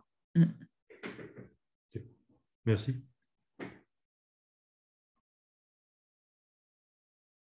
En fait, on n'y est pas encore parce que je dirais qu'on est capable, à la sortie des infrastructures, de montrer qu'on apporte des résultats. Donc, à la sortie d'un projet, comme je vous montrais tout à l'heure, on est capable de montrer les résultats en termes d'enlèvement quantitatif des eaux pluviales et même au niveau du traitement qualitatif. Mais on n'est pas capable de faire la somme de ces résultats arrivés à l'échelle municipale. Pour les projets de Port-Neuf, Neuville, à Cap-Santé et Neuville, si le stationnement représentait une superficie significative dans le bassin de drainage, puis ce bassin-là est acheminé à un poste de pompage, c'est assez facile d'évaluer l'impact, si c'est le cas, là. En fait, sur le projet de Neuville, on est sur un réseau séparatif. Qui arrive directement au fleuve. Donc là, on est sur un contexte où on va davantage travailler sur la qualité, même si on travaille sur la quantité aussi, puisqu'on a beaucoup de problèmes d'érosion du cours d'eau récepteur de ce stationnement. Donc, on est dans un contexte assez particulier. Mais effectivement, oui, le point que tu apportes, il est bon. Ce qui est souvent difficile quand on intervient auprès d'une municipalité, c'est qu'on intervient avec un projet pilote, un projet phare qui va être une vitrine, mais on a du mal à faire comprendre que ce projet, même s'il est petit, s'il est répété, peut avoir des résultats majeurs sur un bassin versant. Merci. Merci Pascal pour cette belle présentation. Peut-être qu'on peut prendre une dernière question, mais on n'a plus beaucoup de temps. Est-ce qu'il y aurait une personne qui voudrait encore poser une petite question? Je ne vois pas de main levée. On va rendre la présentation disponible, Candice, et puis on rajoutera la norme CSA aussi dans la présentation. Super. Puis si jamais il y avait des questions par la suite aussi, Candice, ne pas hésiter à nous les retransférer. Là, je vois qu'on a une question dans le chat. Combien peut coûter la réalisation d'un bassin dans le contexte de la gestion des eaux pluviales? Oui, c'est ça. Donc, bon, un bassin, c'est quand même la question, je dirais, la plus délicate à chiffrer. Tout à l'heure, en fin de présentation, je nommais, en tout cas pour la biorétention, les chiffres, on est à 250 $ du mètre carré pour la biorétention. Pour un bassin, ça varie beaucoup d'un projet à l'autre, puisqu'on se retrouve avec plus ou moins de végétaux, avec plus ou moins de niveau d'eau, etc. Mais le coût pour la biorétention, 250 $ du mètre carré environ. Parfait. Merci Pascal pour cette très belle présentation. On espère que vous avez apprécié. Comme tu l'as mentionné, la rediffusion sera disponible prochainement sur le site, ainsi que le PowerPoint de la présentation et puis les éléments qu'on vous a indiqués. Donc, on remercie de votre participation et on vous rappelle qu'il y aura un prochain atelier demain à 14 h. Donc, n'hésitez pas à vous inscrire si ça vous intéresse. On se retrouve très bientôt pour un prochain atelier. Merci à tout le monde. Merci beaucoup, Pascal. Merci, Pascal. Merci. Bonne journée.